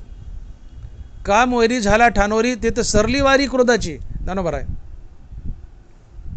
तो को बरं आहे. कामाची नाही ते क्रोधाची कैसा आणि ते कैसे भांडणार आहे. मुळाचे तोडणे जैसे होय शाखा उद्देशे, कामू नासले ने नासे क्रोध तैसा. बरोबर आहे. इच्छा, काम म्हणजे इच्छा. एखादी इच्छा मनात निर्माण झाली हे मिळावं, पण ती इच्छा पूर्ती झाली नाही तर त्यातून द्वेष, द्वेषातून क्रोध, आणि त्यातून पाप, आणि त्यातून संसार बंधन आहे. म्हणजे इच्छेतून अर्थात कामातूनच क्रोध आहे. मी बोललो तुम्हाला, तुम्ही कोणाला 10,000 रुपये मागितले आणि त्याने दिले नाही. 10,000 मागितले, ही काय काम आहे, इच्छा आहे, पण त्याने दिले नाही. दिले नाही म्हणून द्वेष, द्वेषातून क्रोध, आणि क्रोधातून गलिच्छ वर्तन, पाप आणि संसार बंधन. पण इच्छाच नाही, 10,000 मागितले नाही, मागायचेच नाही, कामच नाही, इच्छाच नाही, आणि नाही दिले तर न्यूट्रल आहे. मग कामच नाही, इच्छाच नाही तर क्रोध येईल का? नाही ना. कामाची नाही ते क्रोधाची कायचा. इच्छा असेल तर क्रोध आहे, इच्छा नसेल तर क्रोधच नाही. आणि काम म्हणजे इच्छा, काम म्हणजे इच्छा, इच्छा नसेल तर क्रोधच नाही. मग इच्छा मारा ना, काम मारा ना, क्रोध येणारच नाही. जीवन पाप पुण्य रहित होईल, मुक्त व्हाल. आणि मग इच्छा काम मारायचं कशाने? तर काम मारायला वाचे वत्ता शिवनाम तयाने वादी क्रोध काम. काम अर्थात इच्छा कशाने मारायची? काम मिळाला की क्रोध मरतो, तर कामातून क्रोधाचा जन्म आहे. काम नसेल तर क्रोधच नसतो, काम असेल तर क्रोध आहे. मग काम मारा ना, काम म्हणजे इच्छा, काम मारा कशाने? वाचे वत्ता शिवनाम तयाने वादी क्रोध काम. इच्छा अर्थात काम कशाने मरतो? तो शिवनामाने. आणि शिवनाम घेतलं की काम मेला, काम मेला की क्रोध मेला, क्रोध मेला की पुण्य मेलं, पुण्य मेलं की संसार बंधन गेलं, तुम्ही मुक्त झाले. आणि म्हणून जोपर्यंत जीवनात काम क्रोध जागे आहेत, इच्छा जागे आहेत, तो पण संसार बंधन नशिबी ठेवलेलं आहे.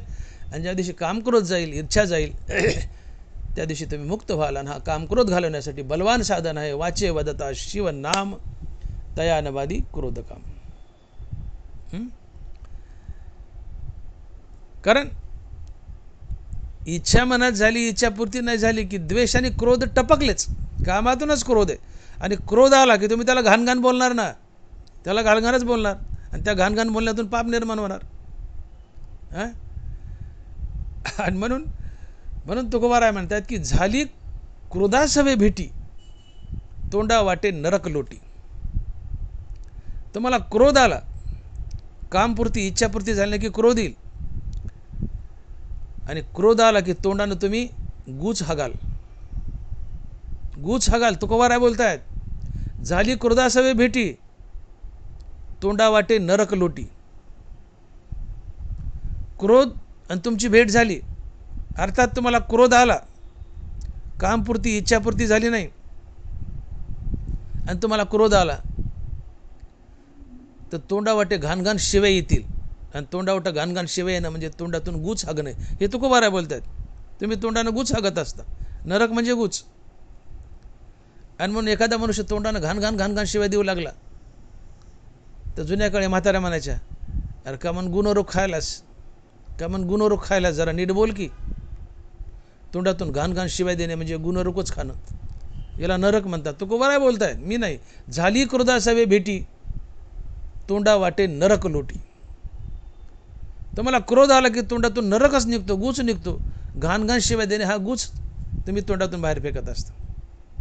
झाली क्रोधासवे भेटी तोंडा वाटे नरक लोटी. आणि तोंडातून नरक निघाला, घाणघाण शिवाय निघाला, त्यातून पापाने संसार बंधन. आणि मग समजून घ्या की ज्ञानेंद्रियाचा विषय भोग म्हणजे काम. काम म्हणजे इच्छा. इच्छापूर्ती नाही झाली त्यातून क्रोध, किंवा तुमच्या इच्छेच्या विरोधात एखादा विषय तुम्हाला मिळाला की जसं स्तुती मिळायची म्हणजे निंदा मिळाली, कुणी स्तुती केली, राग प्रीती प्रेम त्यातून सद्वर्तन पुण्य. पण तुमच्या कानाला निंदा मिळाली, नावडीचा विषय मिळाला, त्यातून द्वेष क्रोध. क्रोध म्हणलं की घाण आलंच, मी म्हणलं तुम्ही गूच हाकता, तोंडातून गु हाकता. संडासातून नाही, तोंडातून गु हाकता. शिव्या देता म्हणजे गूच हाकता. हे तुकोबाराय बोलतात. शिव्या देता म्हणजे पाप करता. कामातून क्रोध, क्रोधातून घाण बोलणं, शिव्या, पाप आणि पाप म्हणलं की संसार बंधन. आणि म्हणून मुद्दा लक्षात घ्या की तुम्हाला संसारात जर कोण बांधत असेल तर ते काम क्रोध बांधतात. कारण त्यातून पाप पुण्याची निर्मिती, पाप पुण्य बघूनच पार पाडावं लागतं. अगा कर्मे जेवरावे. आणि मग जीवनात पाप पुण्याची निर्मिती होऊ देऊ नका, त्यासाठी काम क्रोध घालवा. काम क्रोध घालायचे कशाने? ते वाचे वत्ता शिवनाम त्यानावादी क्रोध काम. शिवनामानं, ओम नमः शिवाय या जपानं तुमचे काम क्रोध पळून जातात, अहंकार जातून तुम्हाला मुक्ती लाभते. हा शिवनामाचा पहिला फायदा नाथ महाराज अभंगात सांगतात.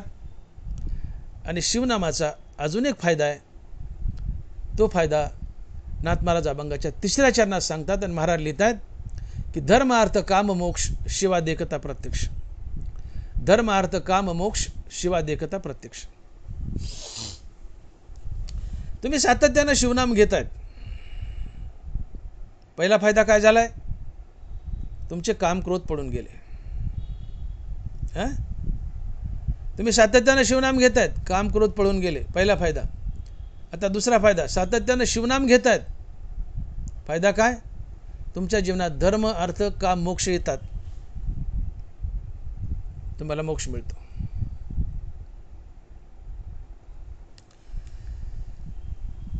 शिवनामानं काम क्रोध गेले, आणि काम क्रोध गेले तर आणि तरच तुमच्या जीवनात धर्म अर्थ काम आणि मोक्ष येतात, अन्यथा नाहीच, येऊ शकत नाहीत. ज्ञानोबारायचे साक्ष देत आहेत, माऊली लिहित आहेत, धर्माधिका चवी आतू पुरुषार्थाची तयची मातू करावी जय संघातू सांडील हा. अतिशय वजनदार ओवी, नीट ऐका ओवी. ज्ञानोबारा लिहित आहेत की धर्माधिका चवी आतू पुरुषार्थाची तयची मातू करावी जै संघातू सांडील हा.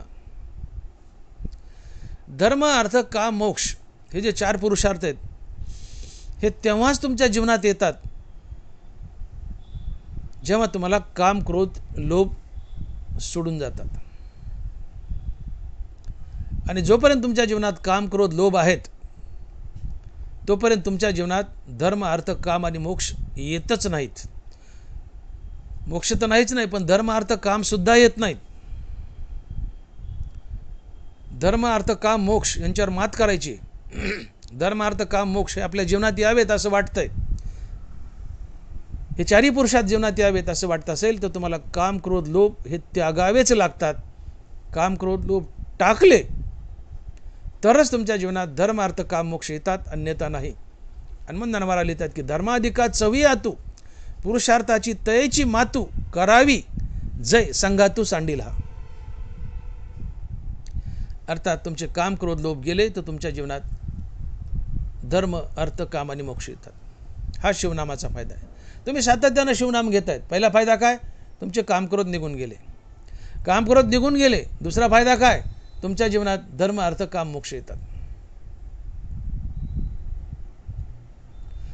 मग इथं शब्दप्रयोग असा की धर्म अर्थ काम मोक्ष शिवा देखता प्रत्यक्ष. आता शिवाला प्रत्यक्ष पाहणं अवघड आहे. आपण शिवाची पिंड पाहू शकतो, पण खऱ्या रूपातला महादेव, खऱ्या रूपातला शिव पाहणं अवघड आहे. मुक्त झाले तो पाहायला मिळेल, पण लगेच मुक्तीच्या आधी कसा पाहायला मिळेल? म्हणून शिवा देखता प्रत्यक्ष तर देव आणि देवाच्या नावात अभेद असतो. प्रत्यक्ष शिव म्हणजे शिवाचं नाम, प्रत्यक्ष कृष्ण, प्रत्यक्ष कृष्ण म्हणजेच कृष्णाचं नाम. कारण नाम आणि नामी यांच्यात अभेद आहे. शिव देखता प्रत्यक्ष, प्रत्यक्ष शिव पाहिला काय आणि शिवाचं नाम मुखानं घेतलं काय दोन्ही एकच आहे. का तर नाम आणि नामी यांच्यात अभेद आहे. आश्रव आकाशा आकाशाची असे जैसा या नामानामी तैसा अभेदू असे ज्ञानोबा आहे. नाम आणि नामी यांच्यात अभेद आहे.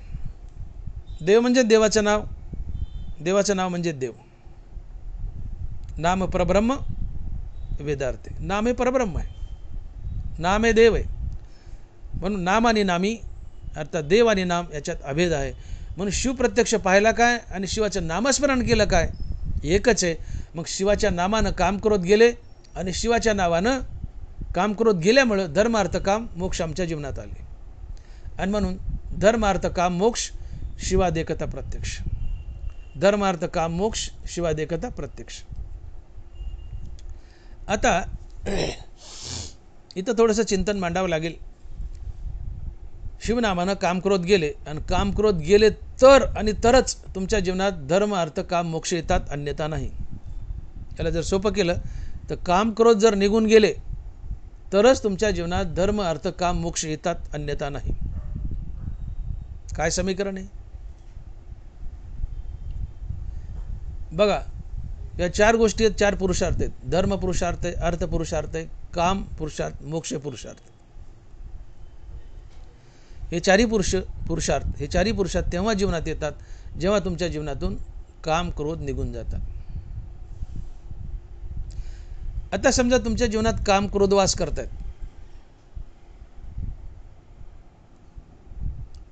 तर जीवनात काम क्रोध वास करत असताना तुमच्या जीवनात धर्म येऊ शकत नाही. तुम्ही अधर्मानच वागता.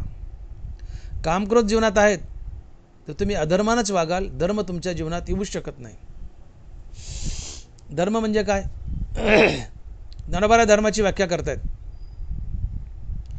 येत वडील जे जे करीती तया नाव धर्म ठेविती आणि तेच एर अनुष्ठिती सामान्य सकळ.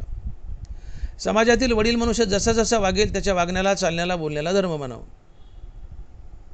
मग वडील म्हणजे कोण? तर श्रुती स्मृतीचे अर्थ आपणची हो निमूर्त अनुष्ठाने जगा देत वडील जे जे. जो वेदासारखं वागतो आणि वेदाचा धडा समाजाला देतो तो वडील असतो.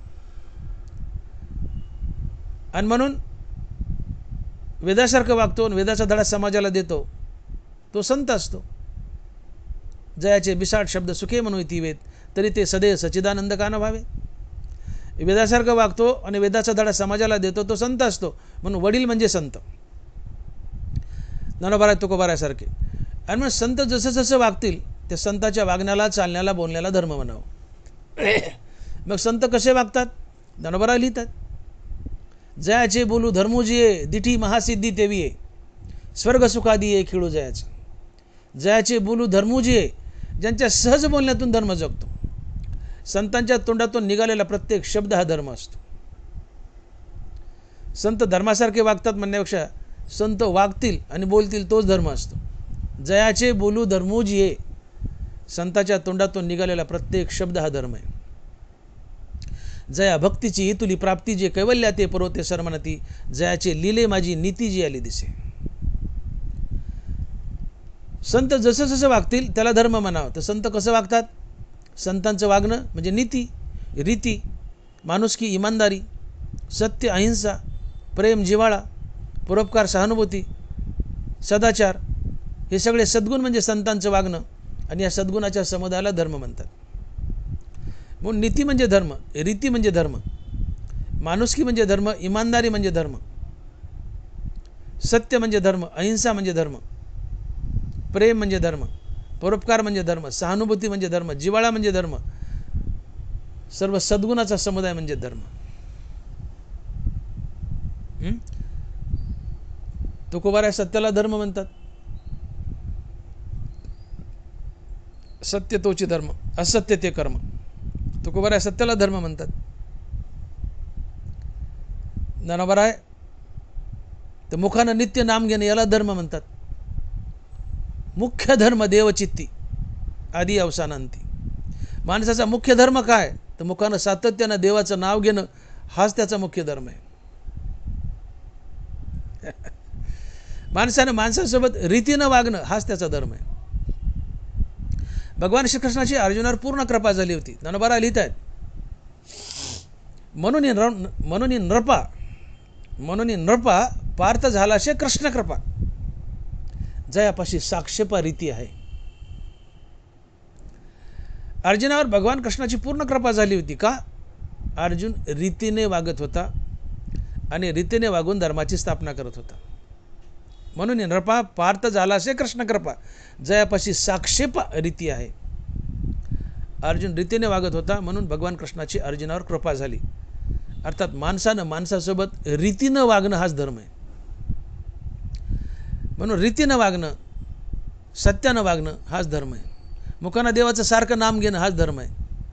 म्हणून नीती, रीती, माणुसकी, इमानदारी, सत्य, अहिंसा, प्रेम, जिव्हाळा, परोपकार, सहानुभूती, सदाचार या सगळ्या सद्गुणाचा समुदाय म्हणजे संतांचं वागणं. आणि या सद्गुणाच्या समुदायाला धर्म म्हणतात. आणि मग जर तुमच्या जीवनातून काम क्रोध गेले तरच तुमच्या जीवनात धर्माची जोपासना होईल. अर्थात नीती, रीती, माणुसकी, इमानदारी, सत्य, अहिंसा, प्रेम, जिव्हाळा, परोपकार, सहानुभूती या सद्गुणाची जोपासना होईल. अन्यथा नाही. तुमच्या जीवनात काम आहे, क्रोध आहे, तुम्ही समोरच्या माणसावर क्रोधित झाले तर तुमची माणुसकी निघून जाते, म्हणजे तुमचा धर्म निघून जातो. तुम्ही त्याला शिवीगाळ करता म्हणजे तुम्ही हिंसा करता, वाचिक हिंसा करता, तुमच्या जीवनातून धर्म निघून गेला. त्याला हानमार करता म्हणजे तुम्ही शारीरिक हिंसा करता, तुमच्या जीवनातून धर्म निघून गेला. सत्य धर्म आहे, अहिंसा धर्म आहे, माणुसकी धर्म आहे. नीती, रीती, माणुसकी, इमानदारी, सत्य, अहिंसा, प्रेम, जिव्हाळा हे धर्म आहेत. मग तुम्ही क्रोधित झालेत समोरच्यावर, तुमची माणुसकी निघून जाईल. तुम्ही त्याला शिवीगाळ कराल, हाणाल, माराल, त्याला शिवी दिली, वाचिक हिंसा आहे, मारलं, शारीरिक हिंसा आहे. तुम्ही त्याच्याशी वाईट वागतायत, माणुसकी निघून गेली. माणुसकी निघून गेली म्हणजे धर्म निघून गेला. तुम्ही हिंसा केली, वाचिक, शारीरिक म्हणजे धर्म निघून गेला. तुम्हाला धर्म जोपासता आला का? नाही आला. का? तर जीवनात क्रोध आहे. का? तर जीवनात काम आहे. मग कामातून क्रोध आणि क्रोधातून अधर्म आहे. आणि जोपर्यंत जीवनात काम क्रोध आहे तोपर्यंत धर्म तुमच्या जीवनात येतच नाही. जेव्हा काम क्रोध जीवनातून निघून जातील तेव्हाच तुमच्या जीवनात धर्म येईल. झाली एक गोष्ट. काम क्रोध जीवनात असतील तर धर्माचं पालन होत नाही. काम क्रोध जीवनातून गेले तर आणि तरच तुम्ही धर्माची जोपासना करता, अन्यथा नाही. धर्म झाला.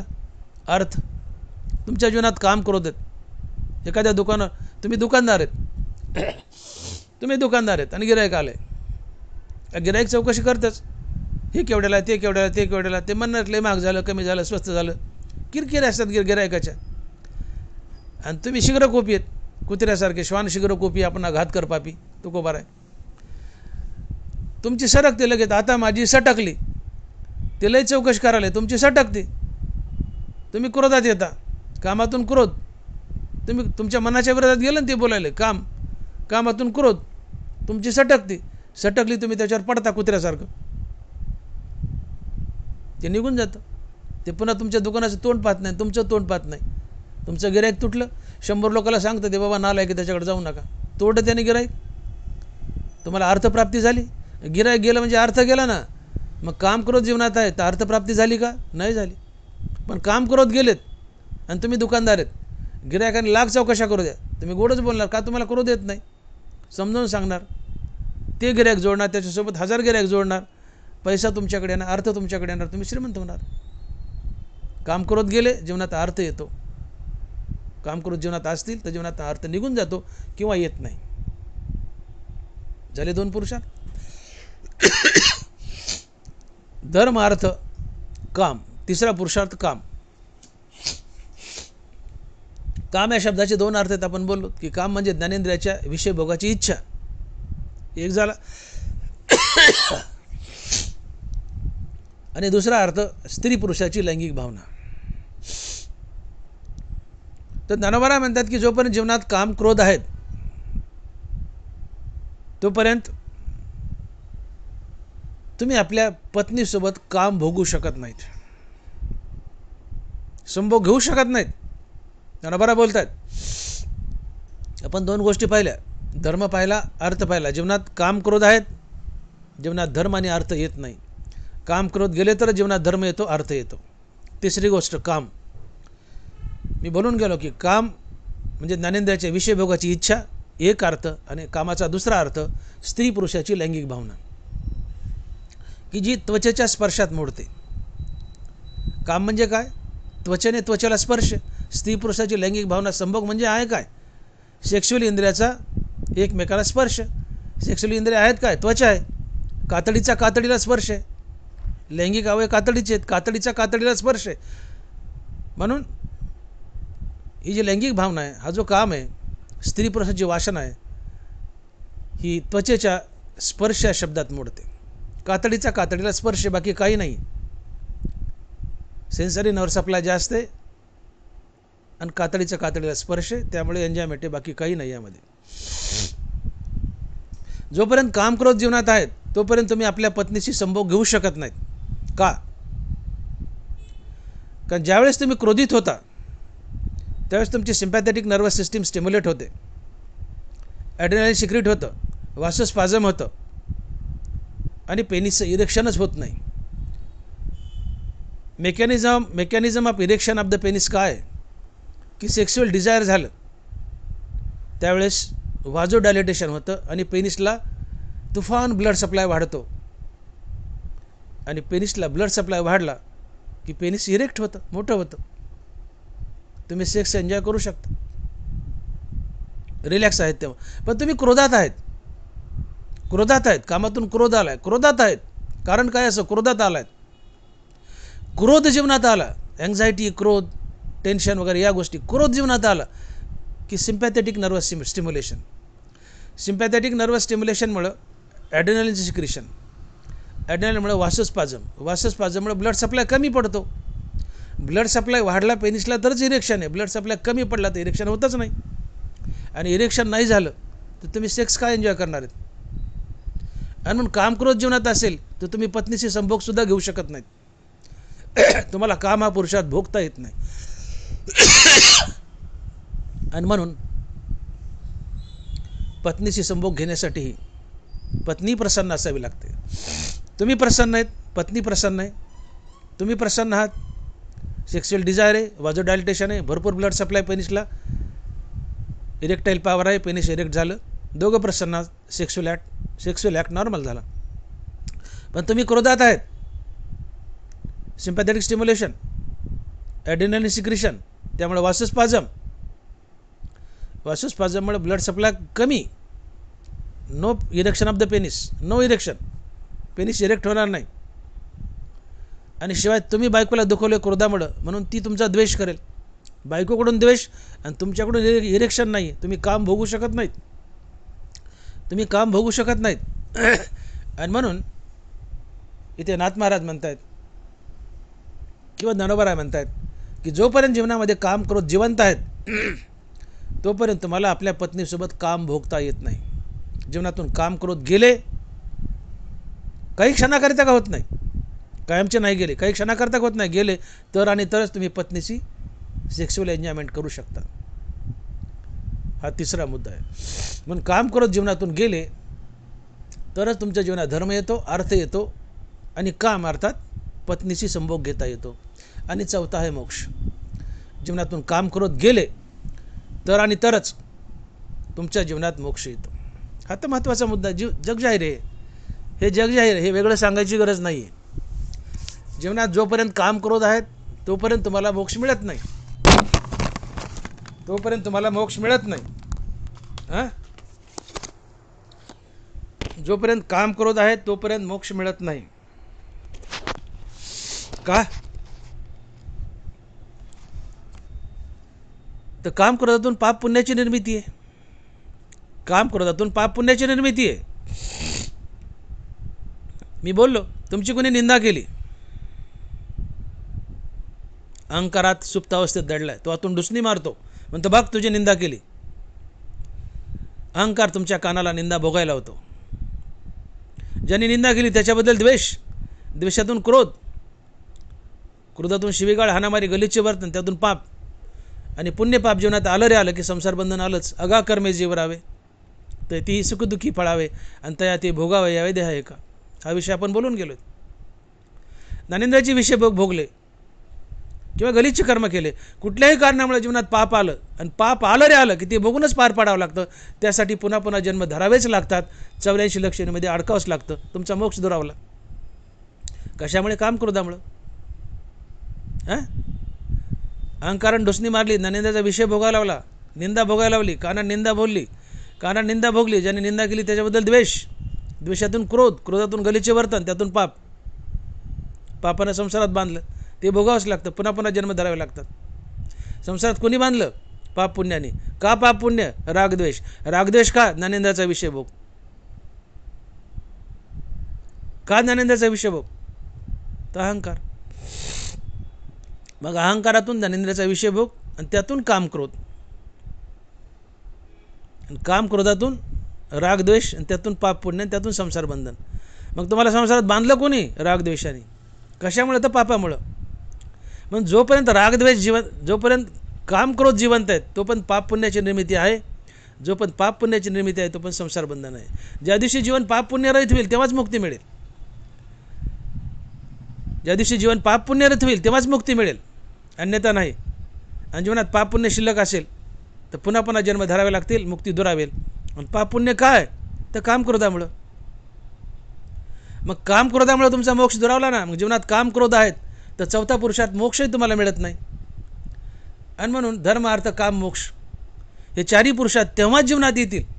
हे चारही पुरुषार्थ तेव्हाच जीवनात येतील जेव्हा तुम्ही काम क्रोध जिंकाल. आणि तुमचे काम क्रोध जिवंत असतील, तुमचे काम क्रोध जिवंत असतील तर तुमच्या जीवनात धर्म अर्थ काम मोक्ष येऊ शकत नाहीत. आणि म्हणून ज्ञानोबा दावा करतात की धर्माधिकाचं यातू पुरुषार्थाची तयाईची मातू करावी जय संघातू सांडील हा. ज्यावेळेस हा संघात काम क्रोध लोभ या तिघाचा संघ अर्थात काम क्रोध लोभ टाकाल तर आणि तरच तुमच्या जीवनात धर्म अर्थ काम मोक्ष येतील, अन्यथा नाही.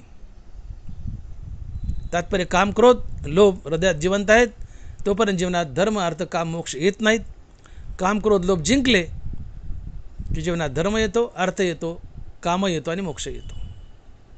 आणि म्हणून धर्म अर्थ काम मोक्ष शिवा देखता प्रत्यक्ष. धर्म अर्थ काम मोक्ष शिवा देखता प्रत्यक्ष. आणि मग शिवाच्या नावानं काम क्रोध जातात आणि काम क्रोध गेले की तुमच्या जीवनात धर्म येतो, अर्थ येतो, काम येतो आणि मोक्ष येतो. आणि शिव आणि शिवाचं नाम एकच आहे. शिव पाहिला काय त्याचं नाव घेतलं का? एकच आहे. म्हणून धर्म अर्थ काम मोक्ष शिवा देखता प्रत्यक्ष. धर्म अर्थ काम मोक्ष शिवा देखता प्रत्यक्ष. आणि म्हणून मुख्य धर्म देव चित्ते. माणसाचा मुख्य धर्म काय? तर तोंडाने सारखं देवाचं नाव घेणं हाच मुख्य धर्म आहे. कारण देवाच्या नावानं मोक्ष भेटतो. मग सारखं देवाचं नाव घेऊ का? नामे विजय विरक्त, नामे निर्मळ होय चित्त, नामे साधे गुणातीत, नामे निर्मुक्त भवपाश. नामे विजय विरक्त. काय काय तर नामाने? नामे विजय विरक्त,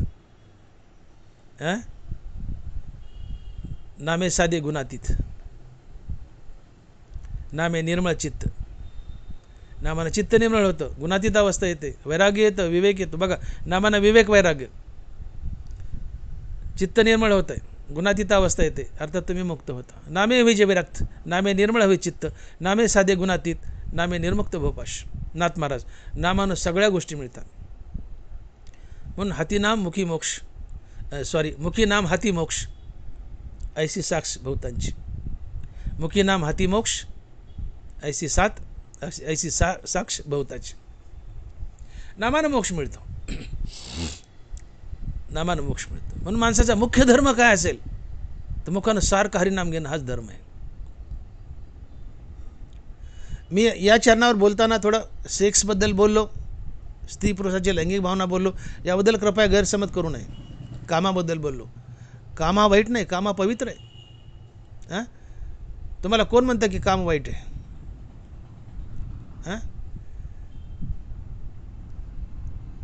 नरवळा कामाबद्दल लिहिताना बोलले की भूताच्या ठाई कामू तो मी मने आत्मारामू. देव बोलतोय, नरवळा लिहित आहेत की भूताच्या ठाई कामू तो मी मने आत्मारामू. भगवान आपल्या दिव्य विभूती सांगताना भगवान कृष्ण म्हणतात की पुरुषामध्ये जो काम आहे तो मी आहे. भूता माझी कामू, भूतांच्या ठाई कामू तो मी मने आत्मारामू. पुरुषात जो काम आहे, स्त्री पुरुषाची लैंगिक भावना आहे, तो काम भगवान कृष्ण आहे. हा काम काय करतो? नरवरा लिहित आहेत, जो श्रुती गौरवाच्या मांडवी, कामू सृष्टीचा वेलू वाढवी, जो कर्मफळेसी पालवी अपवर्गी टेके, ऐसा नियतुका कंदर्पू, जो भूताया बीज रूपू, तो मी मने बापू योगियांचा. हा योग्याचा योगी कृष्ण म्हणतो की भूतांच्या ठाई असलेलं काम, पुरुषामध्ये असलेलं काम मी आहे, की ज्यामुळे सृष्टी पुढे चालते. सृष्टीचा वेल वर वर वर जातो, वाढतो, मोक्षाला जातो. पण तो काम नियतुका कंदर्प, नियमाला धरून असावा. विधीने सेवन, विषय त्यागाते समान. काम भोगताना एक लक्षात ठेवा की विधीने सेवन, विषय त्यागाते समान. तुकोबार आहे. काम हा वाईट नाही, काम हा भगवंताची दिव्य विभूती आहे. काम हा पुरुषार्थ आहे, पण त्याचं सेवन विधीनं व्हावं, स्वैर होऊ नये. विषयभोग विधीने जर घेतले विषयभोग, तो ते त्यागच असतो. विषय सेवनात स्वैर जीवन नसावं, एन्जॉयमेंट नसावी. आणि म्हणून हे धर्म, अर्थ, काम, मोक्ष हे चार पुरुषार्थ आहेत. आणि चार पुरुषार्थ तुमच्या जीवनात तेव्हाच येतात जेव्हा तुमच्या जीवनातून राग, द्वेष अर्थात काम, क्रोध निघून जातात. रागद्वेष अर्थात काम, क्रोध निघून जातात. आणि म्हणून नाथ महाराज म्हणतायत की सातत्यानं शिवनाम घ्या. शिवनाम घेतल्यानं फायदा काय होतो? तर तुमचे काम, क्रोध निघून जातात. हा शिवनामाचा पहिला फायदा आहे. सारखं शिवनाम घ्या, फायदा काय? तुमचे काम, क्रोध निघून जातात. काम, क्रोध निघून गेले की तुमच्या जीवनात धर्म, अर्थ, काम, मोक्ष येतात. तुम्ही मुक्त होता. आणि शिवनामानं अजून एक फायदा होतो तिसरा, त्या अभंगाच्या शेवटच्या चरणात महाराज लिहित आहेत की एका जनार्दने शिव, एका जनार्दने शिव, निवारी कळीकाळाचा भेव.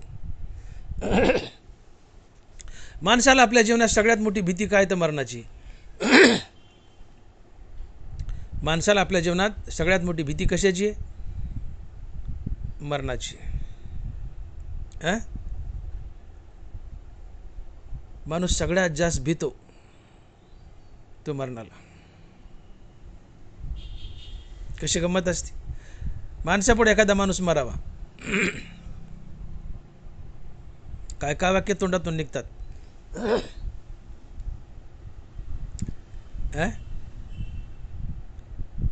स्मशानात माणसाच्या तोंडातून काय काय वाक्य निघतात, माणसाचा काही भरोसा नाही, माणूस पाण्याचा बुडबुडा आहे, घडीचं खरं नाही, आज आहे उद्या नाही आहे, संसारात काय राम नाही, हे सगळं सोडून द्यावं. ते स्मशान वगैरे गे कुठपर्यंत, घरी येऊस तर. घरी आले बायकोला म्हणतं काढ गं पाणी, केली आंघोळ, सटकून जेवतो, विसरला, लागला गप्पा मारायला, चिटक लागला कामाला. त्यांना बरा लिहितात, एरी आयुष्याचे सूत्र बिघडता, भूतांची उडे खडाडता, ते तर न मरत्याच्या चित्ता युगांतून होय. आयुष्याचे सूत्र बिघडता, भूतांची उडे खडाडता, ते तर न मरत्याच्या चित्ता युगांतून होय. एखाद्या माणसाला मोठा रोग झालाय, मरायला लागलाय, तडपड तडपड करतो, तो मरायला लागला आणि मेलाय हे पाहून न मरणाराही घाबरतो, न मरणाराही घाबरतो. हा कळी काळाचा भेव असतो, मरणाची भीती असते. पुढचं मेल आहे, आपण हे मरू, ही भीती असते. न मरतेच्या चित्ता युगांतून होय, ते मेल आहे, आपण मरू, ही मरणाची भीती असते. प्रत्येकाला मरणाची भीती वाटते. आणि मग मरणाची भीती घालवायची असेल तर त्याला एकच विलाज आहे, देवाचं नाव. बरा लिहितात, जाणीवेचे निवेगे मी अधियज्ञ दृष्टी रिगे, ते तनुचे निवियोगे विर्य न होती. व नीट आहे का, जाणीवेचे निवेगे मी अधियज्ञ दृष्टी रिगे, ते तनुचे निवियोगे विर्य न होती. जीवनभर किंवा मरतानाही तुमच्या मुखात देवाचं नाव आहे, शिव नाव आहे, शिव नाव आहे तोंडात, राम नाम आहे तोंडात, एकच येते, कोणतंही नाव घ्या.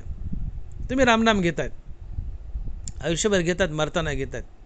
जनाबारा म्हणतात की जाणीवेची निवेगे मी अधियज्ञ दृष्टी रेगे.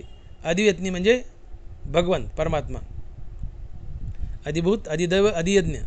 आता वेळ जाईल तिकडे जात नाही. अधियज्ञ म्हणजे परमात्मा, भगवान, भगवान कृष्ण, भगवान शिव, हे अधियज्ञ आहेत. मरताना तुमच्या डोळ्यापुढं आणि तोंडात देवाचं नाव आहे. मी अधियज्ञ दृष्टी रेगे, डोळ्यापुढं देव आणि देवाचं नाव आहे. ते तनुचनी वियोगे विर्य न होती. जाणीवेची निवेगे मी अधियज्ञ दृष्टी रिगे, ते तनुचनी वियोगे विर्य न होती. मरताना जिवंतपणीत आहे, पण मरताना तुमच्या डोळ्यापुढं देव आणि तोंडात देवाचं नाव आहे, म्हणून तुमचा जीव चाललाय, तुम्हाला नगभरही दुःख होत नाही. ते तनुचनी वियोगे विर्य न होती. शरीर सोडताना नगभरही दुःख होत नाही. का? देवाच्या नावानं मरणाची भीती निघून जाते. देवाच्या नावानं मरणाची भीती निघून जाते. आणि यालाच नाथ महाराज म्हणतात की एका जनार्दनी शिव, एका जनार्दनी शिव, निवारी कळी काळाचा भेव. तोंडात देवाचं नाव असावं, मरणाची भीती निघून जाते. आणि शिवाय यमराज न्यायला येत नाही, देव न्यायला येतो. काय? ज्ञानदेवा मंत्र हरिनामाचे शस्त्र, यमे कुळगोत्र वर्जिले. मुखामध्ये हरिनाम आहे, मुखामध्ये शिवनाम आहे, यमाची टप्पर नाही तुमच्याकडे यायला. तुम्हाला यम न्यायला येत नाही, पांडुरंग न्यायला येतो, शिव न्यायला येतो, आपल्या आपल्या भुवनाला घेऊन जातात. फक्त मुखात त्यांचं नाव ठेवा. जगा काळ खाय, आम्ही माथा दिला पाय, तुकोबार आहे. जगाला काळ खात असेल म्हणले, पण आम्ही काळाच्या माथ्यावर पाय दिलाय. आम्ही काळाला भीत नाहीत, काळ आम्हाला भीतो.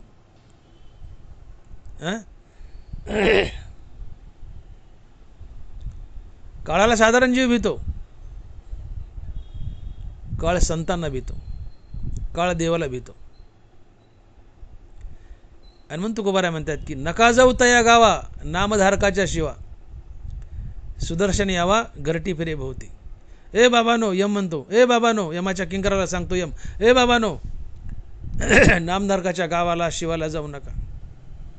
नामधारकाच्या शिवावर सुदर्शन गिरट्या मारित असते, ती तुम्हाला उडविल. यम आणि यमाचे किंकर मरण समय तुम्हाला न्यायला यायला घाबरतात, ते तुम्हाला नेत नाहीत. नामधारकाच्या घरी यम येतच नाही, तुम्हाला न्यायला पांडुरंगच येतो, पांडुरंगच येतो.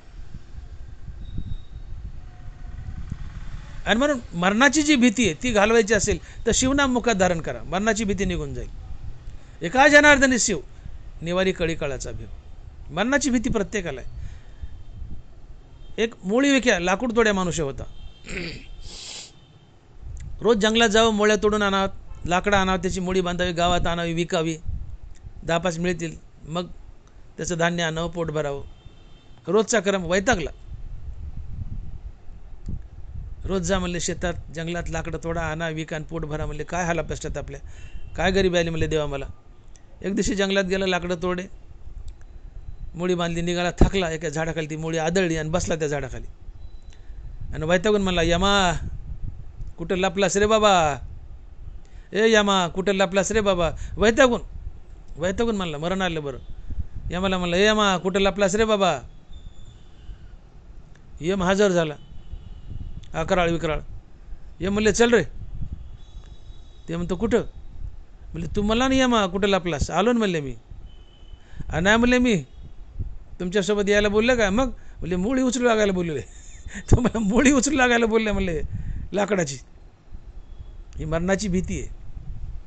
वैतागून यमाला हाक मारली, पण यम आले हो कशी पलटी मारली. काय म्हणला, मी तुम्हाला मला न्यायला नाही बोललो हो, मुळी उचलायला बोलले, वजं उचलू लागा.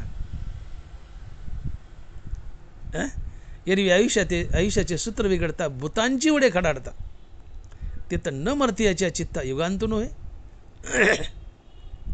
समोरचं मरतं हे पाहून न मरणारा युगांत झाल्यासारखा होतो, लटलट कापतो. मरणाची भीती सगळ्याला आहे. मग मरणाची भीती घालायची तर काय करा, शिवनाम घ्या, रामनाम घ्या, मरणाची भीती निघून जाईल. आणि म्हणून सहज नाम आठविता, यमा पडे धाक थित्ता. ऐसे शिवनाम समर्थ, कळीकाळ पाया पडत. ऐसे शिवनाम समर्थ, कळीकाळ पाया पडत. तुमच्या तोंडात शिवनाम असेल तर कळीकाळ तुमच्या पाया पडतो.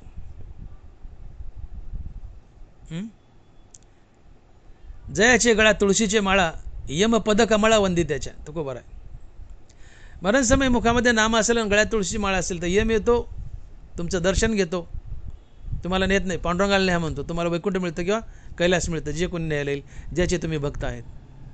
ऐसे शिवनाम समर्थ, कळीकाळ पाया पडत. काळाची भीती आहे, मरणाची भीती आहे. आयुष्य मोजाव्या बैसला मापारी, तू कार्य व्यवहारी संसाराच्या. तुको बरा म्हणतात. अरे का संसारात गुंतलायस, व्यवहारात गुंतलाय. तो यम तुझं आयुष्य मोजतोय. आयुष्य मोजाया बैसला मापारी, तू कार्य व्यवहारी संसाराच्या. गोडोगोडी काळ्याची वाट पाहे, अजून किती आहे अवकाश. काळ तुझी वाट पाहतोय, तो मोजतोय तुझं किती राहिलंय, किती राहिलंय, किती राहिलंय. ही यमाची भीती, मरणाची भीती. मग ही घालवायची कशाने घालवायची. शिवनाम घ्या, हरिनाम घ्या. यमा भगवंताचा चाकर आहे. मियाचे नियमीला सांगता, काळू ग्रासित असे भूता. यम हा चाकर आहे भगवंताचा.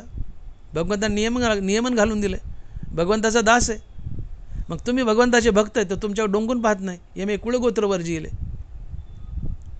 आणि मग तुकाराम तुकाराम नाम घेता कापे यम. तुकोबरायाच्या नामाने यम कापतो का. का तर तुकोबरायाने पांडुरंगाचं विठ्ठलाचं नाम घेतलं. तुकोबराया विठ्ठलाचं नाव घेत होते म्हणून पात्रता किती मोठी आली की तुकोबरायाच्या नावाने यम कापू लागला. तुकाराम तुकाराम नाम घेता कापे यम. तुकोबरायाच्या नामाने यम कापतो, ही पात्रता तुकोबरायात का तर तुकोबरायाने आयुष्यभर विठ्ठल गोखलाय. मग विठ्ठल नामानं तुकोबरा एवढे मोठे झाले की तुकोबराच्या नावाने यम कापतो. मग तुम्ही विठ्ठल नाम घ्या ना, तुम्ही तुकोबरा एवढे मोठे व्हाल आणि तुम्हाला यम कापेल, मरणाची भीती निघून जाईल. आणि मग तुम्हाला जी मरणाची भीती आहे, आम्ही मरण म्हणलं की थरथर कापतो. अगा मर हा बोलणं साथी आणि मेलिया तरी रडती. असले जात न गणिती गहिसपणे. मरण शब्दसुद्धा सहन होत नाही आणि मेले की डसडस रडतात. काय अभद्र बोलायला म्हणतात, नाव नको काढून मरणाचं. माणसं मरणाला बाजूला ढकलण्याचा, विसरण्याचा प्रयत्न करतात, मरणाला घाबरतात. पण ज्ञानोबा म्हणतात की मरताना माझं नाव तोंडात ठेवा आणि भगवान कृष्णाला किंवा भगवान शिवाला डोळ्यापुढं ठेवा. मरणाचं वजं हलकं होतं, तुम्हाला दुःख होत नाही, तुम्ही हसत हसत मरता. पण मरणाची भीती घालवायची तर मुखात हरिनाम किंवा शिवनाम ठेवा. मुखात हरिनाम किंवा शिवनाम ठेवलं तर फायदा काय. तर नाथ महाराज म्हणतात की एका जनार्दनी शिव निवारी कळीकाळाचा भेव. विठोबाय रखुमाई, जय जय विठोबाय रखुमाई, विठोबाय रखुमाई, जय जय विठोबाय रखुमाई, जय जय विठोबाय रखुमाई. यथामती आपण अभंगाचा भावार्थ पाहिला. 2च मिनिटात अभंगाचं सार. नाथ महाराज म्हणतायत, शिव भोळा चक्रवर्ती, त्याचे पाय माझे चित्ती, वाचे वदता शिवनाम, तयानबादी क्रोधकाम, धर्मार्थ काम मोक्ष, शिवा देखता प्रत्यक्ष, एका जनार्दने शिव, निवारी कळी काळाचा भेव. नाथ महाराज म्हणतायत की शिव भोळा आहे, अर्थात अहंकार शून्य आहे, तो मुक्तिदाता आहे, ज्ञानाचा चक्रवर्ती सम्राट आहे. आणि असा असल्यामुळे त्याचे पाय मी माझ्या चित्तात धरलेत, अर्थात त्याचं मी नित्य नामस्मरण करतोय. शिवाचं नित्य नाम घेतलं तर फायदा काय होतो? फायदा काय होतो? तर माणसाचे कामक्रोध जळून जातात. कामक्रोध जळाले की काय फायदा होतो? की तुमच्या जीवनात धर्म, अर्थ, काम आणि मोक्ष येतात. तुम्हाला धर्मही लाभतो, अर्थही लाभतो, कामही लागतो, मोक्षही लाभतो. आणि मोक्षाची प्राप्ती ही जीवनातली सर्वोच्च प्राप्ती आहे. मोक्षाची प्राप्ती ही फायनल अचिव्हमेंट आहे. मानवी जीवनातला सर्वात मोठा स्वार्थ काय आहे? तर मोक्ष. मनुष्य देहाचा हाची स्वार्थ साधावया 4था पुरुषार्थ. मुखामध्ये नित्य शिवनाम ठेवा, तुमचे कामक्रोध जातील. कामक्रोध गेले की जीवनात धर्म, अर्थ, काम, मोक्ष येतील. तुम्ही मुक्त व्हाल. आणि जीवन जगत असताना मुखात शिवाचं नाव ठेवल्यानं मरणाची भीती निघून जाईल, किती सगळ्याला असते. आणि म्हणून तुम्हाला मोक्ष हवा आहे, मरणाची भीती घालवायची, तर तुम्ही सातत्यानं शिवनाम घ्या. आणि म्हणून वाचे वदता शिवनाम, तयानबादी क्रोधकाम. वाचे वदता शिवनाम, तयानबादी क्रोधकाम. ज्ञानेश्वर माऊली, ज्ञानराज माऊली तुकाराम. ज्ञानेश्वर माऊली, ज्ञानराज माऊली तुकाराम. जय विठ्ठल, जय जय विठ्ठल. बोलिली लेकुरे वेडी, वाकुडी उत्तरे. करा क्षमा अपराध महाराज तुम्ही सिद्ध. नाही विचारिला अधिकार मी आपुला. करा क्षमा अपराध महाराज तुम्ही सिद्ध. तुका म्हणे ज्ञानेश्वरा, राखा पायापै किंकरा. करा क्षमा अपराध महाराज तुम्ही सिद्ध. ज्ञानदेव तुकाराम, ज्ञानदेव तुकाराम. तुकाराम तुकाराम तुकाराम तुकाराम तुकाराम तुकाराम तुकाराम. पुंडलिक वरदे हरि विठ्ठल. श्री ज्ञानदेव तुकाराम. गोपाल कृष्ण भगवान की जय. माऊली ज्ञानेश्वर महाराज की जय. जगद्गुरु तुकाराम महाराज की जय. विठ्ठल विठ्ठल विठ्ठल विठ्ठल विठ्ठल विठ्ठल विठ्ठल विठ्ठल विठ्ठल विठ्ठल.